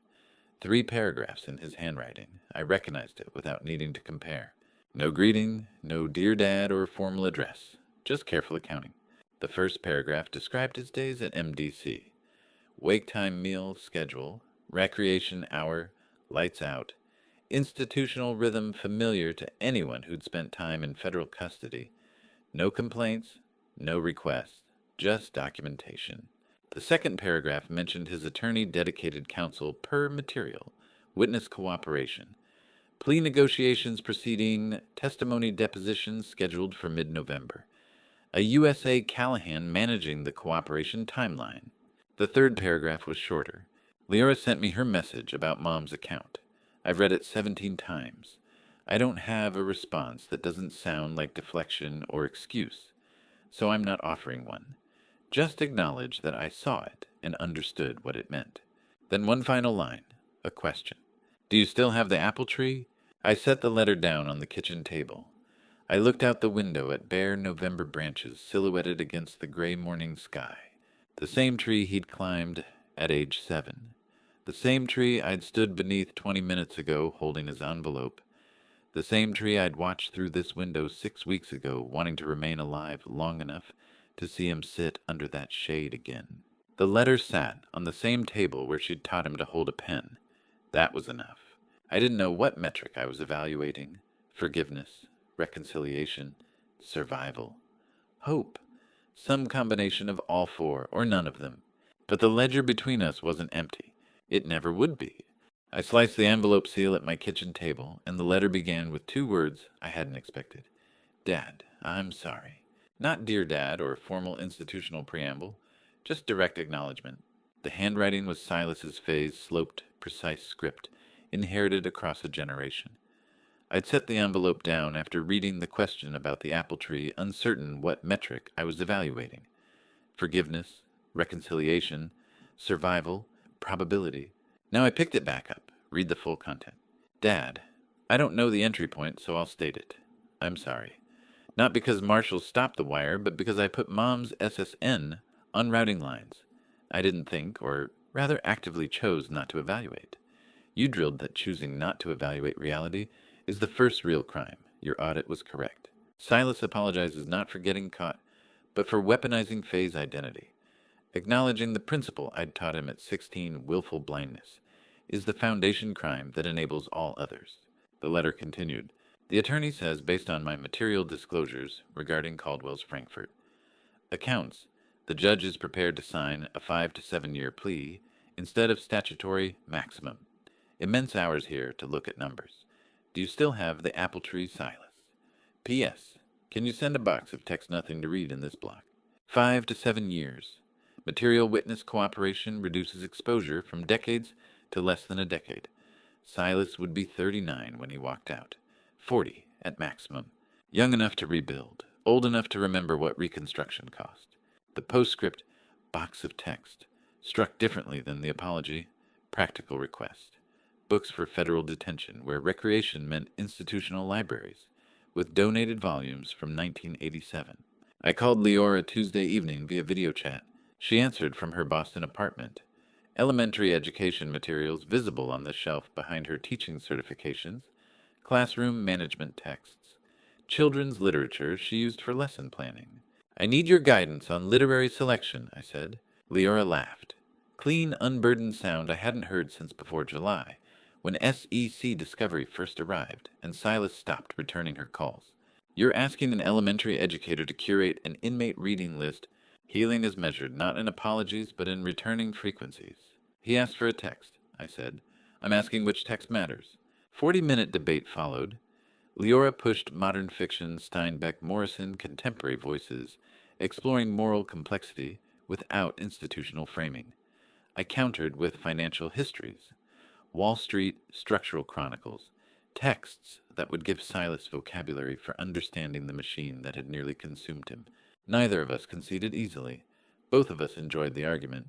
Compromise historical fiction tracking family lineage across generations. Wall Street Institutional Chronicle documenting the 2008 collapse. And the father-son biography Judge Luther Sinclair had gifted me 2 winters ago, unopened, on my shelf dust jacket, pristine. Send the biography, Leora said. Father-son accountability. You never opened it. Maybe he will. I sealed the cardboard box Wednesday morning. Wrote the destination in heavy black ink, Metropolitan Detention Center, 129th Street, Brooklyn. Dropped it at the post office. Watched the clerk scan the label and route it toward processing. Late November arrived with frost and bare branches. I stood on frost-covered grass beneath Faye's apple tree on a Monday morning. Branches completely stripped. November air sharp enough to sting exposed skin. Steaming coffee mug in my hand, first of 2 cups, I still prepared from habit. No EH_monitor directory running. IRS database deactivated. Investigation entirely closed. 0 operational objectives for the first time in 14 months. My phone vibrated. Text from Brooklyn Prefix. Dad, box cleared security. I just finished the first volume. Thank you. S. I took a slow sip of coffee. I looked up at the gray sky through bare branches. Slid the phone into my coat pocket. Remained standing on the grass. Coffee is still hot against cold air.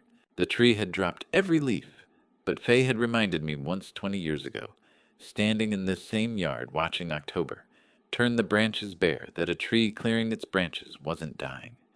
It was consolidating resources for the following spring. I didn't believe her then.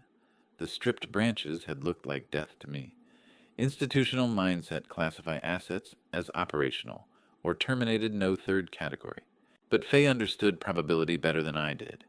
She'd been an elementary teacher before cancer, spent 30 years working with students who needed frameworks flexible enough to accommodate growth rather than rigid enough to enforce certainty. The tree isn't dying, she'd said, just consolidating. Come April, you'll see. I'd watched April arrive year after year since her death. Bare branches pushing new growth through frost-hardened bark, despite every reason not to. I still brewed enough coffee to fill 2 mugs every morning. Ancient muscle memory from 3 decades of marriage. Faye would take hers black with 1 sugar. I'd take mine straight. The second cup had sat empty for 5 years, poured out into the sink when it cooled. Ritual without recipient. But standing beneath the barren tree with my phone displaying Silas's text and November frost crunching under my shoes, I realized something had shifted. The second cup was no longer a certainty. No longer the certainty that it would remain unconsumed. It was probability. No name for the asset who might take it. No timeline for when they might return. No audit trail proving the ritual would ever resume its original function. Just probability. A fragile mathematical chance that the ledger between father and son, between what was lost and what might be recovered, could move toward balance rather than perpetual deficit. I stood beneath the barren apple tree with 2 cups of coffee, 1 consumed, 1 waiting. For 32 years I audited certainties, tax fraud, wire transfers, categorical violations. The second cup was probability, not certainty. In the audit of a life, I was learning probability might be enough. The ledger between father and son would never be empty, but for the first time since Faye died, I could imagine it might one day balance. And to you listening to my story, remember, this probability is sometimes all we get, and in the audit of a life that might have to be enough. For 32 years, I attached lessons to every conversation with my son. Strategic frameworks instead of simple affection. Institutional precision where paternal connection should have been. Don't make my mistake. Don't wait until you're standing in a corridor watching elevator doors close before you learn that the second cup of coffee, the one you pour out of habit, out of hope, is the most important metric you'll ever measure. The lesson I learned through those 14 months is this. When it comes to dad revenge, family situations, when institutional duty collides with blood, the ledger will never balance through justice alone. I believe God put me through this to teach me that probability beats certainty when it comes to love. The apple tree drops its leaves every November, but spring returns. That's not certain. That's faith. Sometimes in dad revenge family stories, faith in what might grow back is the only real revenge against the machine that tried to sever everything. If you've ever faced choosing between institutional duty and protecting family, leave a comment. Tell me, would you have dropped that file at 2:17 a.m.? If you know someone navigating their own crisis between justice and mercy, share this story. And if you want more stories about impossible choices, subscribe to Dad's Sweet Revenge. Thank you for staying until the very end. I read every comment, and your perspective matters more than you know.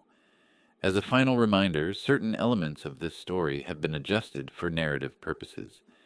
But the core message, the cost of choosing between institution and family, is something I carry every day.